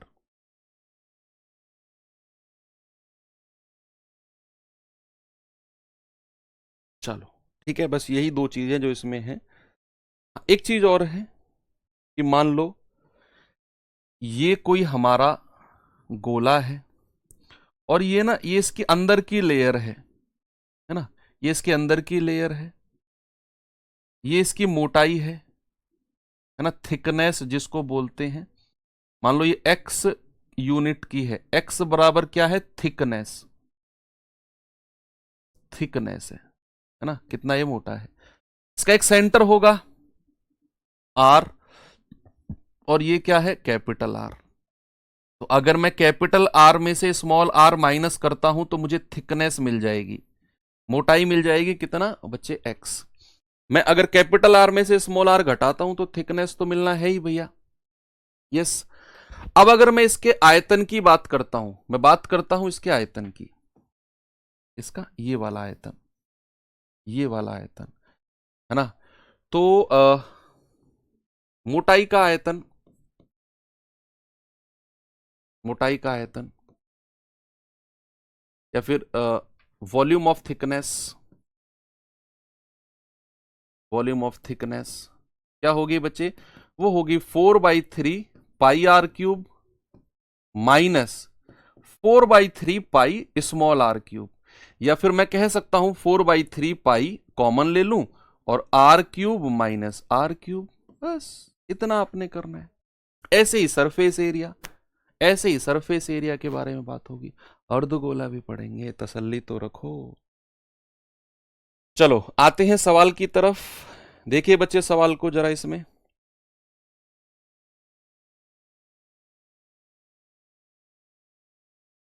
कह रहा है कि गोले की त्रिज्या 4.9 सेंटीमीटर है, गोले का आयतन कितना होगा?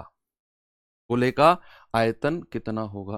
भाई त्रिज्या, रेडियस हमको दे रखी है बच्चे 4.9 सेंटीमीटर।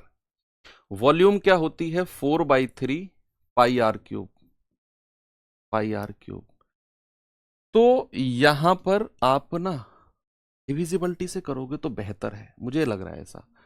पाई का मान 22/7 आप रखोगे और r³ यानी कि 4.9 इंटू 4.9 इंटू 4.9 ये आपको करना पड़ेगा। पॉइंट हटाओगे तीनों तो नीचे 1000 आ जाएगा। नीचे क्या आएगा बच्चे? 1000। और चीजें ना उसने अप्रोक्सीमेट पूछी है तो डिविजिबिलिटी भी नहीं लग सकती है बच्चे, यहां पर थोड़ा सा हमारे लिए परेशानी पैदा हुई है। तो 7 सत्तू 49, 3 से तो कटने वाला कुछ है ही नहीं, तो फिर क्या करेंगे? 49 का स्क्वायर कितना होता है? 2401। 4 गुणा 22 गुणा 7 गुणा 24 का स्क्वायर कितना होता है? 4901। सॉरी, 49 का स्क्वायर होता है 2401। 2401 बटे 3 गुणा 1000। भाई करना पड़ेगा धीरे धीरे। 7 की गुणा करो इसमें, 7 एकम 7, 0, 7 चौक 28, 7 दूनी 14, 2 16। फिर गुणा 22 गुणा 4। अब 22 की गुणा करो इसमें, है ना। अब 22 की करो, 22 सत्ते 154, हासिल के 15। 22 0 0, 15 का 5, हासिल का 1। 22 अट्ठे 176 और 1 177, हासिल का 17। 22 छिक्के 132 और 17 149, हासिल का 14। 22 एकम 22 और 14 36। फिर इसको 4 से गुणा करेंगे, 4 चौक 16, 4 चौक 16, 4 पंजे 20 और 1 21, 2 4 सत्ते 28, 2 30, 3 4 नाम 36 और 3 39, 3 4 छिंग 24, 3 27, 2 4 तिया 12 और 2 14। तो ये आ गया अपॉन 3 और इंटू 1000। तो 3 से कटेगा, 3 चौके 12, 2 3 नाम 27, 3 तिया 9, 0 3 पंजे 15 लगभग बटे 1000। 1000 से डिवाइड करूंगा तो ये आ जाएगा हमारा 3 पंजे 15, 3 तिया 9, है ना। तो ये आ जाएगा आपका 493। 3 संख्या पहले पॉइंट लग जाएगा तो लगभग लगभग 493 हम कह सकते हैं कि हमारा जो आंसर है वो 493 के पास है। ये आपका बना है। एक जीरो छूट गया, ठीक है। तो 493 के आसपास बच्चे आपका आंसर बना है। और ये 2024 जीडी का अच्छा सवाल था, कैलकुलेटिव था, मतलब अच्छा क्या कहें, कैलकुलेटिव था। ऐसे कैलकुलेटिव सवालों के लिए भी थोड़ा सा तैयार रहना है बच्चा आपने, ठीक है भैया। तो खुद से कैलकुलेशन करना है इसकी, बाकी आगे चले नेक्स्ट। हाँ, इसके पहले मैं कुछ बताना चाहूंगा आपको। मान लो यहां मैं गोला की बात कर रहा हूं, स्फीयर की, गोला स्फीयर की मैं बात कर रहा हूं। तो स्फीयर में क्या है कि मान लो अगर आपको रेडियस का रेशियो दे रखा है ए और बी, गोला 1 और गोला 2, स्फीयर 1, स्फीयर 1 और स्फीयर 2, स्फीयर 2। ये बड़ा इंपॉर्टेंट पॉइंट है, समझना।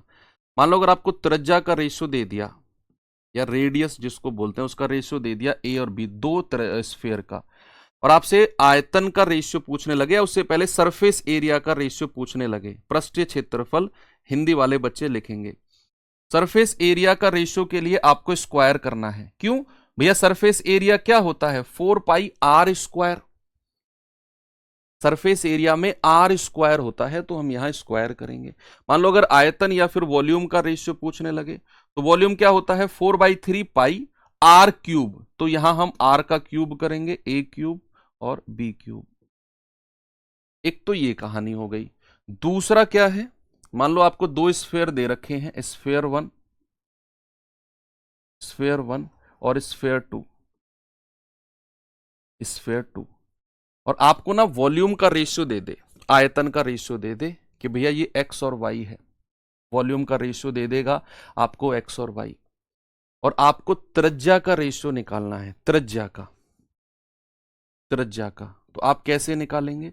आप निकालेंगे सर घनमूल करेंगे। क्यों?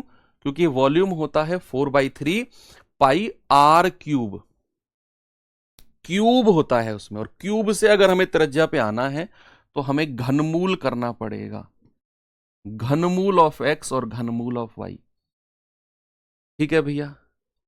और बच्चे फिर अगर हमें निकालना है सरफेस एरिया, पृष्ठीय क्षेत्रफल, देखो कई बार सवाल में पता है क्या होगा, सुनो मेरे बच्चे, सामने सुनो, सामने। कई बार क्या होगा, आपको वॉल्यूम का रेशियो दे देगा, आयतन का रेशियो फलाना फलाना है, और सरफेस एरिया पृष्ठीय क्षेत्रफल का रेशियो बताओ। तो उस केस में आपको डायरेक्ट वॉल्यूम से सरफेस एरिया पर नहीं आना है, हमें सर्फ वॉल्यूम से त्रिज्या पे आना है, और फिर त्रिज्या से सरफेस एरिया पर। त्रिज्या का रेशियो ये आ गया, तो सरफेस एरिया का रेशियो क्या करना है? त्रिज्या का स्क्वायर, इसका स्क्वायर और घनमूल ऑफ वाई का स्क्वायर, ये आपने करना है।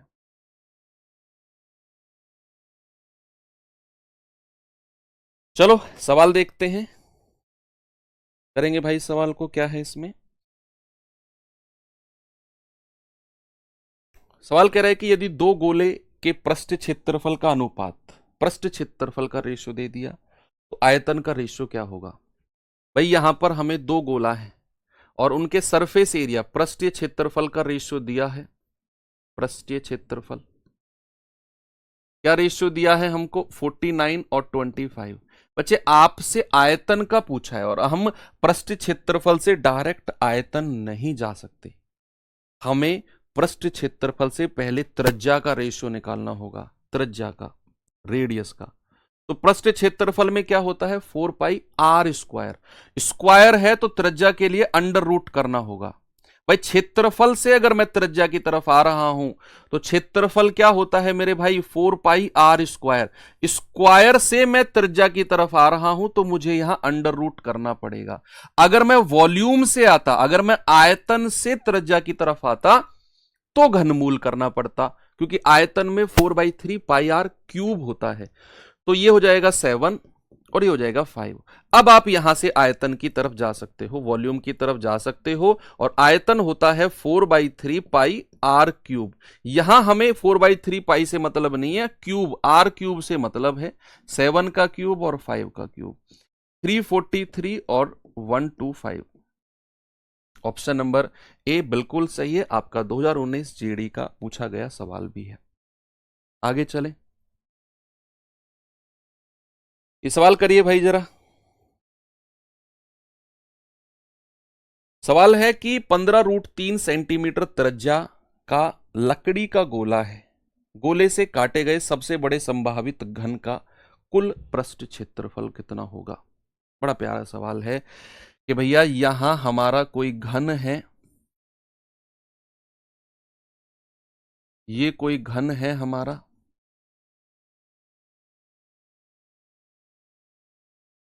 अब कह रहा है इसमें गोला रखा हुआ है, गेंद इसमें रखी हुई है बच्चे, ये गेंद इसमें रखी हुई है। अब मैंने आपको बताया भी था जब घन में पढ़ा रहा था, आपको याद करो कि घन में जो बॉल रखी जाती है उसकी जो इसकी वर्ग सॉरी कह रहा हूं घन की भुजा है ए, सारी भुजा बराबर होती हैं भैया, इसके डायामीटर के बराबर होगी, इसके डायामीटर के, और डायामीटर क्या होता है 2r बराबर ए, तो r कितना हो जाएगा a/2। ये मैंने आपको घन के केस में बताया था, याद करो। तो सवाल कह रहा है कि उसका कुल पृष्ठ क्षेत्रफल कितना है, त्रिज्या कितनी है, त्रिज्या है इतनी, त्रिज्या इतनी है। तो क्या मैं यहां से इसको ना लिखूं, क्या मैं इसको डायरेक्ट कह सकता हूं 2r बराबर ए, त्रिज्या रख दो यहां से, तो a कितना हो जाएगा 2 गुणा 15√3, तो 15 दूनी 30√3, ये क्या आ गया, ये आ गया हमारा, इसकी भुजा आ गई, इस घन की भुजा आ गई। कह रहा है भैया कुल पृष्ठ क्षेत्रफल बताना है, तो टोटल सरफेस एरिया घन का कितना होता है, भूल गए या पता है, 6a², तो 6 गुणा 30√3 और उसका स्क्वायर, तो 6 गुणा कितना हो जाएगा, 30 का स्क्वायर 900 और √3 का स्क्वायर 3।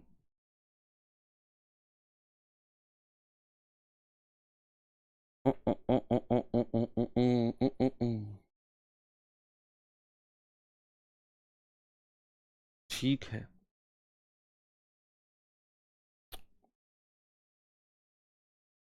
ओहो हमने उल्टा कर दिया क्या, हमने उल्टा कर दिया क्या, गोले में क्यूब, क्यूब में गोला। चलो ठीक है, एक सवाल ये भी मान लो आप, एक सवाल ये भी मान लो, तो अगर ऐसा सवाल होगा फिर चलो रफ करके दोबारा करना ही है, तो ना हम उसको भी कर लेंगे, उसको भी कर लेंगे। अभी फिलहाल आप इसको भी एक बार मान लो, 6×18 निम्मा 100, 6×18 निम्मा 162। अगर ऐसा आएगा तो 16,200, अगर ये कंडीशन बनी। चलो हम दूसरी कंडीशन को भी, इसको आप लिख लो, इसको लिख लो आप, घन में गोला स्फेयर इन क्यूब, स्फेयर इन क्यूब, उसने क्या बोला है, गोले में काटे गए सबसे संभावित घन, उसको मैं अब अगले सवाल की तरफ लेकर चलूंगा। ये आप नोट्स में मत लिखना है ना, ये नोट्स में मत लिखना, इसको ऐसे ही रहने दो, आगे हम रफ कर रहा हूं मैं, और उसको थोड़ा सा आपने देखना है, ये मैं रफ कर रहा हूं यहां। ये है हमारा असली सवाल, सॉरी, ये असली सवाल है। कोई गोला है, उसमें से मैक्सिमम साइज का घन निकालना है। तो ये भी मैंने आपको बताया है, हालांकि ये भी बताया, आपको पता होगा कि विकर्ण होगी इसकी जो विकर्ण होगी बच्चे, वो डायामीटर होगी सर्किल का। यानी कि मैं अगर कहूं कि डायामीटर ऑफ सर्कल जो है वो √3a के बराबर है, याद है आपको कि नहीं, कि diameter of circle equals to √3a, 2r बराबर कितना है, √3a, है ना। r कितना दिया हुआ है, 15√3, 15√3 बराबर √3a। √3 से √3 काट दो, a कितना हो गया, 15 दूनी 30, ए 15 दूनी 30 हो गया। तो टोटल सरफेस एरिया 6a² होता है, 6 गुणा 30 का स्क्वायर, यानी कि 6 गुणा 30 का स्क्वायर 900, 6 निम्मा 5400। इस सवाल का जवाब तो 5400 है। अगर ऐसा बनेगा, चलो ठीक है, गलती से भी हमने एक और सवाल अच्छा सीख लिया, कि इनकेस अगर ये सवाल बना तो आंसर 16,200, और अगर ये सवाल बना तो आंसर 5400। देखा, कौन कहता है थॉमस अल्वा एडिसन ने कितने 10,000 या 1,000 जितने भी थे उतने एक्सपेरिमेंट फेल किए? पूछा गया था ना इंटरव्यू में। उनके बारे में आप क्या कहना चाहोगे? कौन कहता है मैंने वो एक्सपेरिमेंट फेल किए? मैंने तो 1,000 ऐसे नए तरीके सीखे जिनसे बल्ब नहीं बन सकता है ना। तो गलत कुछ नहीं होता है, ये तो गलती छुपाने का मेरा एक तरीका है। एनीवे, चलते हैं सवाल की तरफ। कह रहे यदि 15 सेंटीमीटर व्यास वाला एक ठोस गोला 125 एक समान छोटे गोले बनाए जाते हैं, तो प्रत्येक छोटे गोले का पृष्ठ क्षेत्रफल क्या होगा? बच्चे, कल हम लोगों ने एक चीज देखी थी कि एक चीज को पिघलाकर अगर दूसरे में ढाला जाता है तो आयतन बराबर होता है, क्या होता है बच्चे? वॉल्यूम बराबर होता है।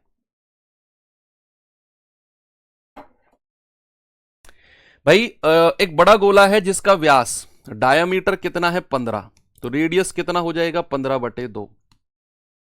ये उसका रेडियस है बड़े वाले गोले का। कह रहा है इससे 125 छोटे छोटे छोटे छोटे गोले बनाए गए हैं, तो क्या इस अकेले का जो आयतन होगा 4/3 पाई और 15/2 का क्यूब, इसका अकेले का जो आयतन होगा, क्या 125 छोटे छोटे गोलों का आयतन होगा 4/3 पाई आर क्यूब? 125 गुणा 4/3 पाई आर क्यूब, क्योंकि इसी बड़े गोले से ही छोटे छोटे छोटे छोटे गोले बनाए गए हैं। कितने? 125। तो यहां पर 125 गुणा और एक छोटे गोले का आयतन। बस यहां से आप क्या करेंगे, आप कहेंगे कि 4/3 पाई से 4/3 पाई घटा दो, तो 15 गुणा 15 गुणा 15 बटे, नहीं इसको ऐसे ही रहने दो, 125 को इधर ले आओ, 1/125 गुणा 15/2 का क्यूब बराबर आर का क्यूब। अब यहां से अगर मैं घनमूल करूंगा बच्चे, अगर मैं आर निकालूंगा तो मुझे क्यूब रूट करना होगा, 1/125 गुणा 15/2 का क्यूब। तो 1/125 का घनमूल होता है 1/5, भाई 5 पूरे 25, 5 125, और 15/2 का घनमूल, सॉरी 15/2 क्यूब का घनमूल, तो 15/2 खुद आ जाएगा, तो 5 तिया 15, यानी कि रेडियस आ गया 3/2। किसका? छोटे वाले गोले का। छोटे वाले गोले का जो रेडियस है वो कितना आ गया? 3/2। कह रहे भैया इसका पृष्ठ क्षेत्रफल बता दो, तो सरफेस एरिया क्या हो जाएगा? सरफेस एरिया होता है 4πr²। तो 4πr कितना है? 3/2 का स्क्वायर, तो 4π 9/4, 4 से 4 जाएगा, 3 तिया 9, तो आंसर कितना आ जाएगा? 9π। ऑप्शन नंबर सी हमारा सही है, 9π। ठीक है भाई, अच्छा सवाल था। यहां घनमूल करने में बड़ा मजा आया। 125 का घनमूल 5 होता है, 15/2 का क्यूब और उसका घनमूल करोगे तो 15/2 ही निकल के आएगा, 5 तिया 15, यानी कि 3/2 जो है छोटे वाले जो गोला है उसका रेडियस हो गया। ये सवाल देखिए जरा, इसमें क्या है? कह रहा है कि यदि एक गोला S1 का पृष्ठ क्षेत्रफल S2 से 800% ज्यादा है, 800% ज्यादा है, और गोला S2 का आयतन S1 से X% कम है, तो x का मान बताओ। बड़ा सिंपल सा सवाल है जो 2023 जीडी में पूछा गया है बच्चे।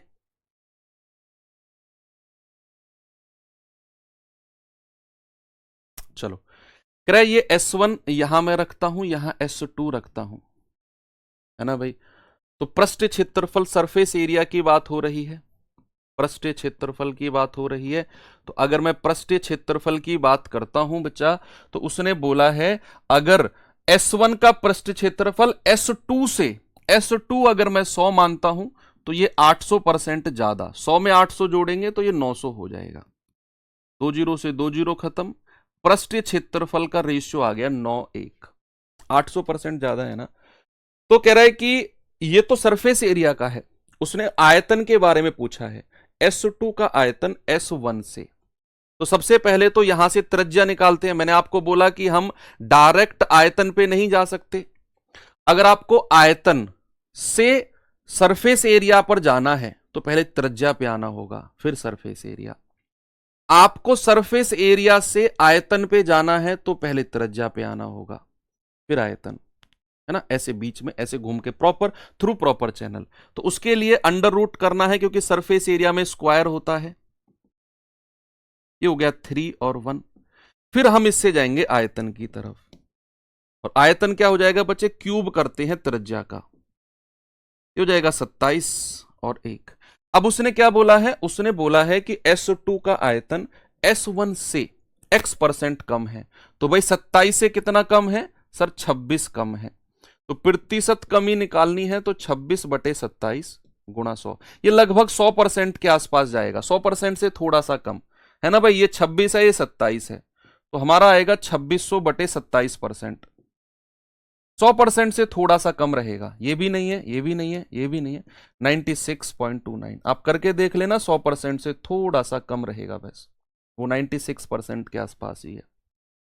कुछ चीजें ना हमें थोड़ा सा आइडिया से भी करनी होती हैं।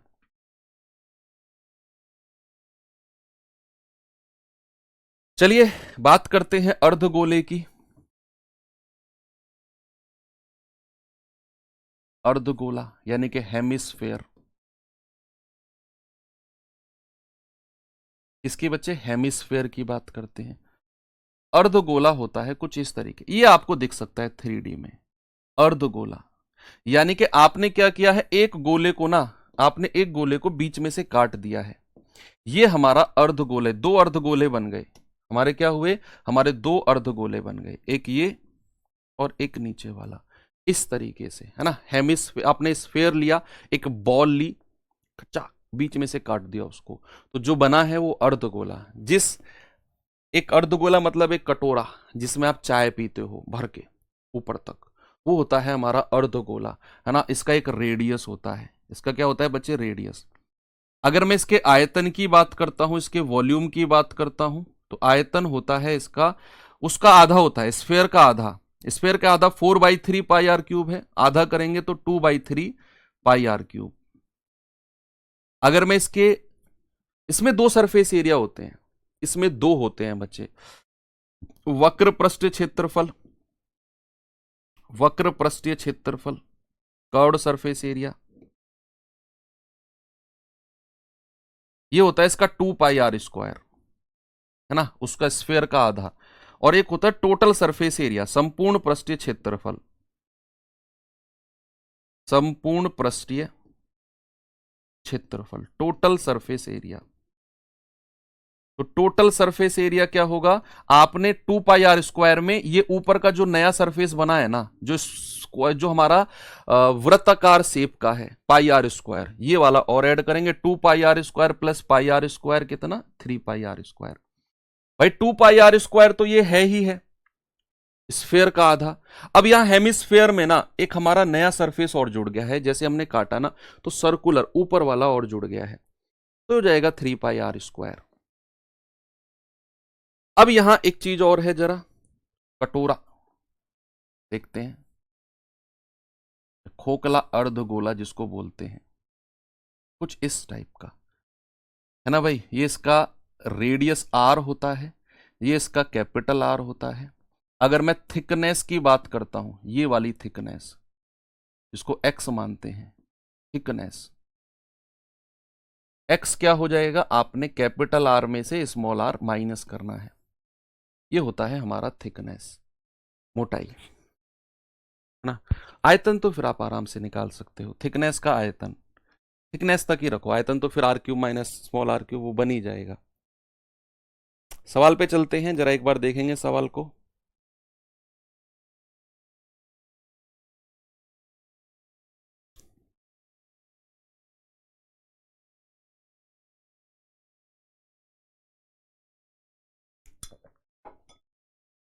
सवाल है, एक अर्धगोले की त्रिज्या 3.5 सेंटीमीटर है, आयतन बताओ कितना होगा। आपके 2024 जीडी का पूछा गया सवाल है। तो वॉल्यूम अर्धगोले का कितना होता है बच्चे, 2/3 पाई आर क्यूब।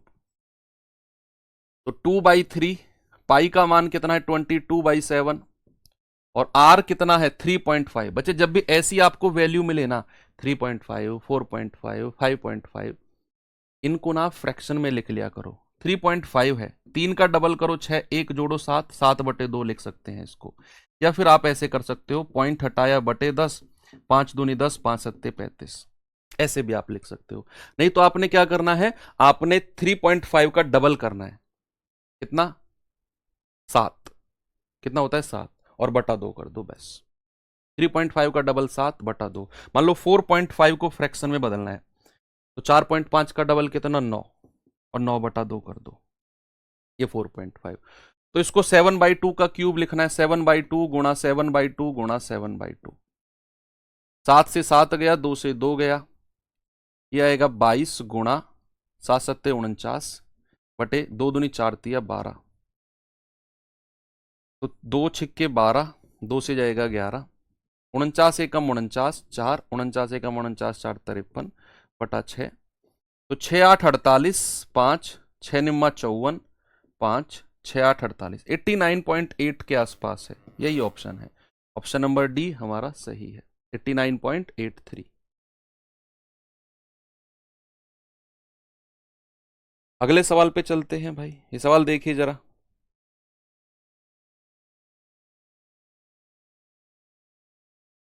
कह रहा है किसी ठोस अर्धगोले का संपूर्ण पृष्ठ क्षेत्रफल, संपूर्ण, देखो अर्धगोले में दो सरफेस एरिया होते हैं, एक तो वक्र 2πr², और एक संपूर्ण 3πr²।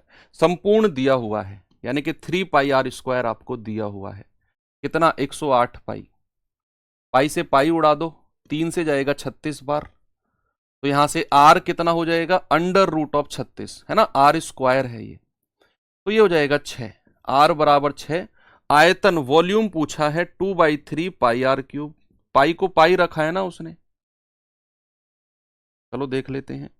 2/3 पाई आर क्यूब यानी कि 6 का क्यूब, ये हो जाएगा 2/3 पाई, और 6 का क्यूब होता है बच्चे 216। 3 से जाएगा 3 सत्ते 21, 3 दूनी 6, और 72 दूनी 144।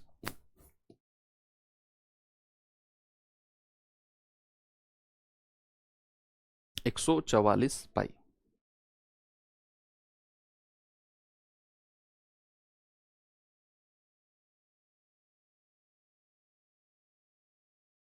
देखेंगे जरा। सवाल करें, एक अर्धगोलाकार कटोरा मोटे स्टील का बना हुआ है, जिसकी मोटाई 0.5 सेंटीमीटर है। ओके, कटोरे का बाहरी व्यास 43 है, तो कटोरे का आयतन क्या होगा। आपका जीडी 2023 का बेस्ट क्वेश्चन पूछा गया है। देखते हैं जरा क्या है इसमें। भाई ये कोई गोला है, और ये मोटे स्टील से बना हुआ है, मोटे स्टील से। तो मोटे स्टील से बना हुआ है बच्चा, इसका बाहरी व्यास, बाहरी व्यास इसको मैं कैपिटल आर मानता हूं। आपको बाहरी व्यास दिया हुआ है 43, ये बाहरी व्यास है बच्चे। तो बाहरी रेडियस कितना हो जाएगा, बाहरी व्यास का आधा, यानी कि 43/2, ये हो जाएगा 21.5। ये आपका बाहरी रेडियस आ गया। अब कह रहा है कि भैया इसकी मोटाई है 0.5। आप मुझे एक बात बताओ, आपसे उसने पूछा क्या है, आयतन, कटोरे का आयतन, मतलब आपसे वो पूछना चाह रहा है कटोरे में कितनी चाय आ सकती है। ये पूछ रहा है कटोरे में कितनी चाय आ सकती है। अगर कटोरे में हमें ये बताना है कितनी चाय आ सकती है, वही आयतन होता है। तो भैया हमें अंदर वाला रेडियस पता करना है, अंदर वाला रेडियस, तभी तो हम बता पाएंगे कटोरे में कितनी चाय आएगी अंदर, है ना भैया। कटोरे का अंदर वाला रेडियस हमको पता करना है, अंदर वाला, बाहर वाले से मतलब नहीं है, अंदर वाले से, जितना उसका मुंह है अंदर, है ना, उतनी चाय उसमें आ सकती है, वहां से हम आयतन निकालेंगे। तो हमें स्मॉल आर निकालना है, तो बच्चे इसमें से थिकनेस को माइनस करना होगा, थिकनेस को, थिकनेस को। तो ये कितना है 21.5, थिकनेस कितनी है 0.5, ये रही मोटाई, तो ये हो जाएगा 21 सेंटीमीटर। ये स्मॉल आर है, बस वॉल्यूम आप निकाल दो, 1/3 कह रहा हूं, 2/3 पाई आर क्यूब। आप कहेंगे 2/3 पाई का मान है 22/7, आर क्यूब यानी कि 21 × 21 × 21। आप ना वो भी चेक करते हो, डिविजिबिलिटी भी चेक करते रहा करो कि अगर यहां 22 है तो मेरा आंसर 11 से कटना चाहिए। चेक करना जरा, अल्टरनेट, 5 2 7 2 9, 8 और 1 9, कट रहा है। 2 और 1 3 और 6 9, ये भी कट रहा है। 8 3 11 8 19, 7 और 1 8, ये भी कट रहा है। 4 4 8 और 1 9, ये भी कट रहा है। चार ऑप्शन 11 से कट रहे हैं। तो फिर हम 7 का मल्टीपल भी चेक कर सकते हैं, लेकिन बहुत लंबा हो जाएगा। ठीक है, आप कर लेना। 7 या 21, नीचे 7 या 21 है ना, 21 से 21 उड़ा दो, ये जाएगा 22 दूनी 44, और 21 × 21 441।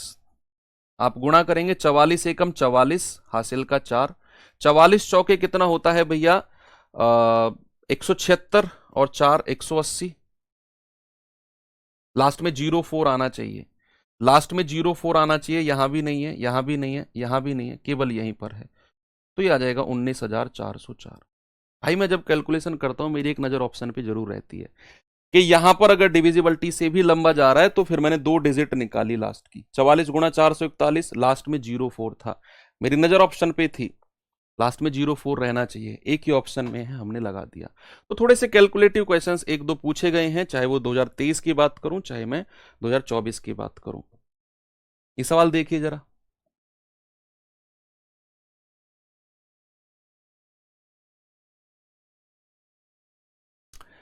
सवाल है, एक अर्धगोला कटोरे की त्रिज्या 3.5 सेंटीमीटर है, इसके भीतर और बाहर से रंगा जाना है, इसको भीतर और बाहर से रंगा जाना है।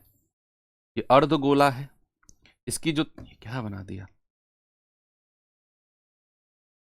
इसकी त्रिज्या 3.5 सेंटीमीटर दी हुई है, कह रहा है भीतर और बाहर से रंगा जाना है, और 10 रुपए प्रति वर्ग सेंटीमीटर ले रहा है, यानी कि 1 सेंटीमीटर स्क्वायर को रंगने के 10 रुपए हैं। बच्चे अगर भीतर और बाहर से रंगा जाना है ना, तो वो टोटल सरफेस एरिया को रंगवा रहा है, टोटल सरफेस एरिया को। अब देख लो, 5 रुपए प्रति 10, सॉरी 5 रुपए प्रति 10 वर्ग सेंटीमीटर को रंगवा रहा है, 5 रुपए प्रति 10 वर्ग सेंटीमीटर को। कर लेंगे इसे तो भाई, सबसे पहले तो इसका टोटल सरफेस एरिया निकाल लो, 3πr²। डबल करना है क्या, एक बार इसको करके देखते हैं, एक और कॉन्सेप्ट इसमें बनता है। आर का 3.5 का मतलब है 7/2 × 7/2, ठीक है, 7 से 7 गया, 2 से ये 11 बार जाएगा, तो ये हो जाएगा हमारा कितना, 11 तिया 33 × 7/2, 7 या 21 2, 7 या 21 2 23, 231/2 metre square, centimetre square. 10 centimetre square को रंगने के 5 रुपए हैं, 10 को, एक को रंगने के 1/2, 4 से डिवाइड करेगा, 4 पंजे 20, 3 4 7 28, नहीं पता है फिर इसमें क्या हो सकता है, वो कह रहा है भीतर और बाहर दोनों से रंगना है ना, तो भाई बाहर का सरफेस एरिया अगर मैं बात करूं तो बाहर का तो 2πr² है, 2πr², और अगर मैं अंदर के सरफेस एरिया की बात करूं तो वो भी 2πr² है, तो फिर तो ये 4πr² बन गया। अगर मैं बाहर से रंगने की बात करूं तो 2πr², अंदर से रंगने की बात करूं तो अगेन 2πr², दोनों तरफ से रंग रहा है ना इसको, यहां से भी यहां से भी, तो 2 पाई r² प्लस 2 पाई r², 4 पाई r², 4 × 22/7 इंटू r², यानी कि 7/2 गुणा 7/2। ये वो कहना चाह रहा है। तो ये इसका सरफेस एरिया आ गया, बाहर से रंगने वाला और अंदर से रंगने वाला। अब कह रहा है कि 5 रुपए लेता है 10 सेंटीमीटर स्क्वायर को रंगने के। 10 सेंटीमीटर स्क्वायर को रंगने के 5 रुपए। तो 1 सेंटीमीटर स्क्वायर को रंगने के कितने बच्चे? 5/10, यानी कि 1/2 रुपए। तो 1 सेंटीमीटर स्क्वायर को रंगने के 5/2 रुपए।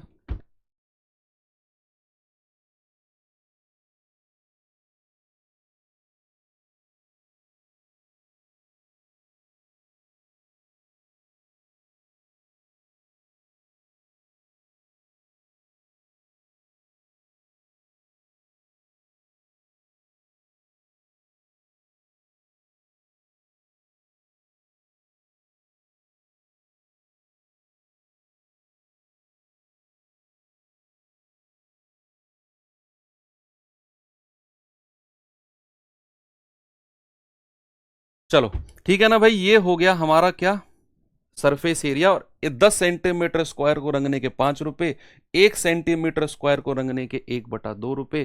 तो आपको क्या करना है, खर्च निकालना है ना, तो आप 1/2 से इसको गुणा कर देना। पहले इसको थोड़ा सा सॉल्व कर लो। पहले थोड़ा सा सॉल्व करेंगे तो 2 दूनी 4 से 4 गया, 7 से 7 गया, ये हो गया 22 सत्ते 154, और गुणा 1 सेंटीमीटर स्क्वायर को खर्च करने के 1/2 से गुणा कर देंगे, 2 सत्ते 14, 2 सत्ते 14, 77 रुपए। ठीक है, हाँ फिर यही होगा सवाल का आंसर। अंदर और बाहर दोनों तरफ से रंग रहा है, अंदर और बाहर दोनों तरफ से रंग रहा है, तो बाहर का इतना सरफेस एरिया क्या होता है, 2 पाई r², है ना भाई, स्फीयर गोला का आधा। और इतना ही सरफेस एरिया अंदर से है, जो अंदर वाले पार्ट को रंग रहा है। तो 2 पाई r² प्लस 2 पाई r², यानी कि 4 पाई r², 154। कह रहा 10 वर्ग सेंटीमीटर को रंगने के 5 रुपए, एक को रंगने के 1/2 रुपए। तो 1/2 से गुणा कर दिया, 77 रुपए आ गया। ठीक है, चलो अब हमारा लास्ट टॉपिक बचा है क्या, पॉलीगन। बहुत छोटा सा है, 10 मिनट का आपका टाइम लूंगा। पॉलीगन 2-3 फॉर्मूले लिखवाने हैं बस, और कुछ नहीं है। बहुभुज, पॉलीगन क्या होता है बच्चे? अगर मैं पॉलीगन के बारे में 2 मिनट आपसे डिस्कशन करना चाहूं तो पॉलीगन होता है ऐसी आकृति जिसकी कितनी भी भुजा हो सकती हैं। स्टार्टिंग अगर हम करें ट्रायंगल से, अगर मैं आपसे कहूं ट्रायंगल एक पॉलीगन है, यस पॉलीगन है। अगर मैं कहूं क्वाड्रिलेटरल एक पॉलीगन है, यस पॉलीगन है। हमने तो ट्रायंगल और क्वाड्रिलेटरल के बारे में ही पढ़ा। अगर मैं कहूं पंचभुज, 5 भुजाओं वाली कोई आकृति भी होती है क्या? सर भाई साहब कितनी भुजाओं की आकृति बनवा लो तुम, ये 5 भुजाओं वाली। 6 भुजाओं वाली आकृति कहोगे तो 6 भुजाओं वाली आकृति, हेक्सागन जिसको बोलते हैं, ये सब हमारे पॉलीगन्स होते हैं।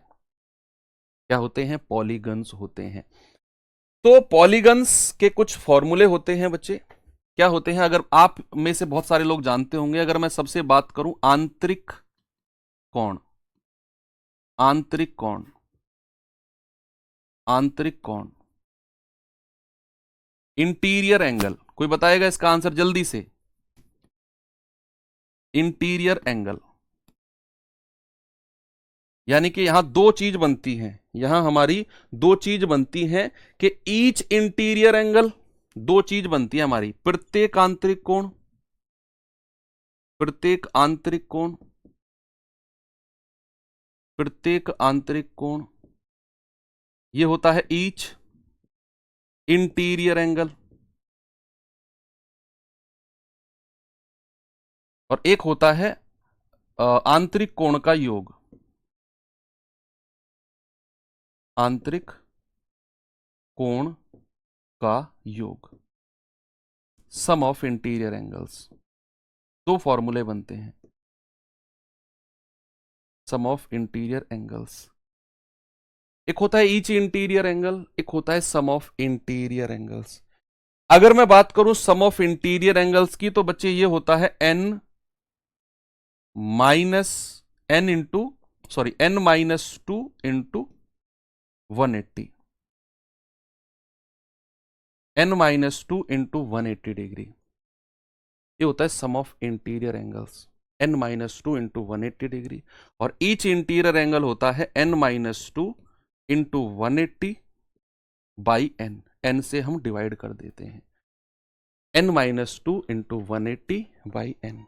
अगर मैं बात करूं बच्चे बाह्य कोण की, यहीं पर बाह्य कोण की भी थोड़ी सी बात होती है। आंतरिक कोण के दो फॉर्मूले बाह्य कोण के। अगर मैं बात करता हूं बाह्य कोण की,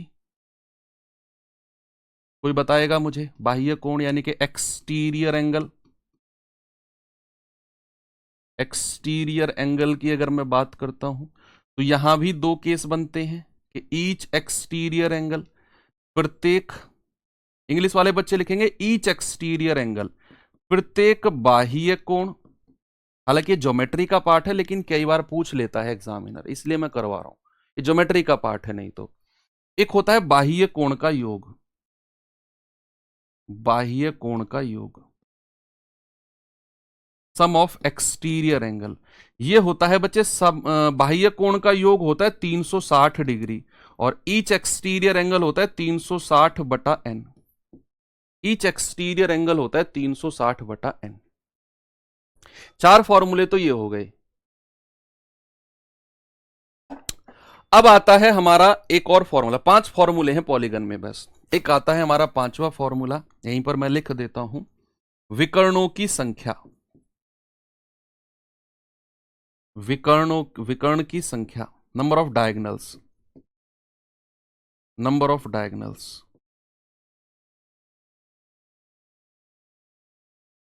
विकर्णों की संख्या, नंबर ऑफ डायगोनल्स, ये होता है बच्चे n इंटू n-3/2। अब यहां पर n तो मैंने लिखा है हर जगह, अब यहां n है क्या वो स्पेशली मैं अलग से लिखवा देता हूं कि जो n है ना वो नंबर ऑफ साइड है, number of side of polygon, ठीक है, भुजाओं की संख्या,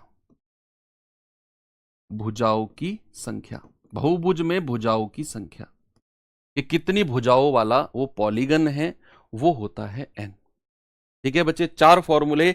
ईच इंटीरियर एंगल, प्रत्येक आंतरिक कोण होता है n-2 into 180 by n। Sum of interior angle होता है n-2 into 180। Each exterior angle, प्रत्येक बाह्य कोण 360 बाई n। बाह्य कोण का सम 360। विकर्णों की संख्या, number of diagonals, n into n-3/2, n into n-3/2। चलिए अब कुछ 2-4 सवाल आपको मैं करा देता हूं इस पे। हालांकि सवाल बनते नहीं है जीडी में क्योंकि ज्योमेट्री का पार्ट है, बन जाए। एसएससी में कई बार ऐसा पूछा गया है जहां ज्योमेट्री सिलेबस में नहीं थी, लेकिन वहां से ये हमारे सवाल पूछ लिए हैं पॉलीगन्स के। किसी बहुभुज का बाह्य कोण 45 है, बाह्य कोण यानी कि आपको 360 बाई n दे रखा है। 360 बाई n कितना है बच्चे? 45। बाह्य कोण बोल दिया ना, तो यहां से n कितना हो जाएगा? 360 अपॉन 45 नीचे आ जाएगा, तो 9 पंजे 45, 9 चौके 36 और 5 अट्ठू 40। n बराबर कितना आ गया बच्चे? 8। यानी कि वो जो पॉलीगन है हमारा 8 भुजाओं वाला है। कितना है बच्चे? 8 भुजाओं वाला पॉलीगन है। तो यहां से अगर मैं आपसे कहूं कि विकर्णों की संख्या, डायगोनल आपसे पूछा है, तो n इंटू n-3/2 होता है। तो 8 और 8 में से 3 गए 5/2, 2 चौके 8 और 4 पंजे 20। क्या मैं ऑप्शन नंबर ए कह सकता हूं? यस। आगे चलते हैं। 10 भुज के विकर्णों की संख्या। भैया 10 भुज बोला है, 10 भुज यानी कि n बराबर 10, और n बराबर 10 है, डायगोनल उसने पूछा है, तो n इंटू n-3/2 होता है। ये होता है 10, और 10 में से 3 गए 7/2, 2 से जाएगा 5 बार और 5 सत्ते 35। आंसर कितना हो जाएगा? 35। बच्चे अगर इसी सवाल में आपसे कहने लगे ईच इंटीरियर एंगल, चारों क्वेश्चंस आपसे पूछेगा, आपको चारों के जवाब देने हैं। ईच इंटीरियर एंगल कितना होता है? n-2 into 180 by n। तो n कितना है? 10, 10 में से 2 गए 8 गुणा 180 और बटे n यानी कि 10, तो 18 अट्ठे 144। अगर कहेगा sum of interior angle n-2 into 180, यह आ जाएगा 8 गुणा 180, 18 अट्ठे 144, 1440। कहेगा each exterior angle 360 by n, 360 बटा 10 यानी कि 36 डिग्री। कहेगा सम ऑफ एक्सटीरियर एंगल 360। तो चारों क्वेश्चंस के जवाब भी मैंने आपको यहां दे दिए हैं और ये 5वां सवाल है। तो ये सवाल देखेंगे जरा। करेक्ट, पंचभुज। पंचभुज यानी कि बच्चे 5 भुजाओं वाली आकृति n बराबर 5 का एक कोण 90 है और शेष 4 कोण के बराबर, शेष जो 4 कोण है वो बराबर है। पंचभुज जो होता है बच्चे कुछ इस तरह होता है। कह रहे भैया इसके 5 कोण है, 3, 4 और 5 एंगल हैं इसके। कह रहे एक तो 90 डिग्री फिक्स है और जो बाकी 4 है ना वो बराबर है। तो अन्य कोणों का माप बताओ क्या होगा, कैसे करेंगे, देखेंगे जरा इसमें क्या और कैसे कर सकते हैं।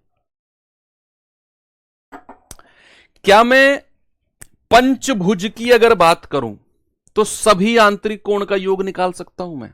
सभी का योग निकालो तो सभी आंतरिक कोण का योग कितना हो जाएगा, n-2 इंटू 180। n में से 2 गया, 5 में से 2 गया 3 और गुणा 180, ये हो जाएगा 540। सभी का योग है। कह रहे भैया एक तो 90 डिग्री का हो गया और प्लस चारों कोण बराबर हैं, तो ये चारों कोण मैं बराबर मान लेता हूं। 4 थीटा बराबर 540, तो 4 थीटा कितना हो जाएगा, 540 माइनस 90, 0 14 में से 9 गए 5, 450 आ गया। तो थीटा कितना हो जाएगा, 450 बटे 4, 112.5। तो अन्य जो कोण है वो कितने कितने डिग्री के हैं, 112.5।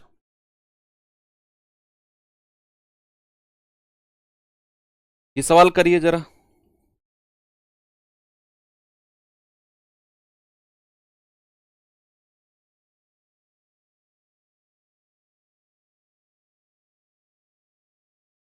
कह रहे 12 भुजाओं के नियमित बहुभुज के सभी आंतरिक कोण का योग n बराबर कितना है, 12।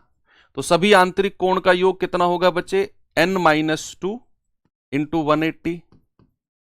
तो n में से 12 में से 2 गया 10, 10 गुणा 180 यानी कि 1800 डिग्री। करेक्ट, सम बहुभुज में शीर्ष पर बाह्य और आंतरिक कोण के बीच डिफरेंस 144 है, तो भुजाओं की संख्या बताओ। करेक्ट, आंतरिक और बाह्य कोण का जो डिफरेंस है ना वो 144 डिग्री है। आंतरिक और बाह्य कोण का डिफरेंस 144। अब ये आपको मैं होमवर्क देता हूं।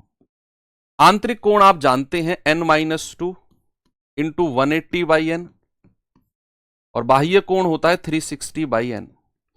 इन दोनों के बीच का जो डिफरेंस है ना, इन दोनों के बीच का जो डिफरेंस है वो हमारा 144 डिग्री है। अब आप इन दोनों में से इसमें से ये घटाना, बराबर करना 144, n की वैल्यू वहां से आ जाएगी। तो चलिए भाई, आज यहां पर हमारा जो मेंसुरेशन है वो एंड होता है बच्चे। कल हम लोग DI डाटा इंटरप्रिटेशन पढ़ेंगे। बाकी number system, simplification, surd synthesis. Number system हम शुरू करेंगे 15 तारीख से। जो हमारा अवसर 2.0 बैच शुरू होगा वो आपको फ्री मिलेगा। तो आपको कुछ दिन का मैं 5, 7, 8 दिन का आपको गैप दूंगा अपने रिवीजन के लिए, थोड़ा रिलैक्स करने के लिए। पिछले 3 महीने से हम लोग लगे हुए हैं, रोज थोड़ा सा माइंड को रिलैक्स देंगे, फिर 2-1 चैप्टर पढ़ के आप लोग अपने रिवीजन पे लग जाएंगे। ठीक है भाई, तो बाकी मिलते हैं कल DI की क्लास में। थैंक यू, बाय बाय, जय हिंद।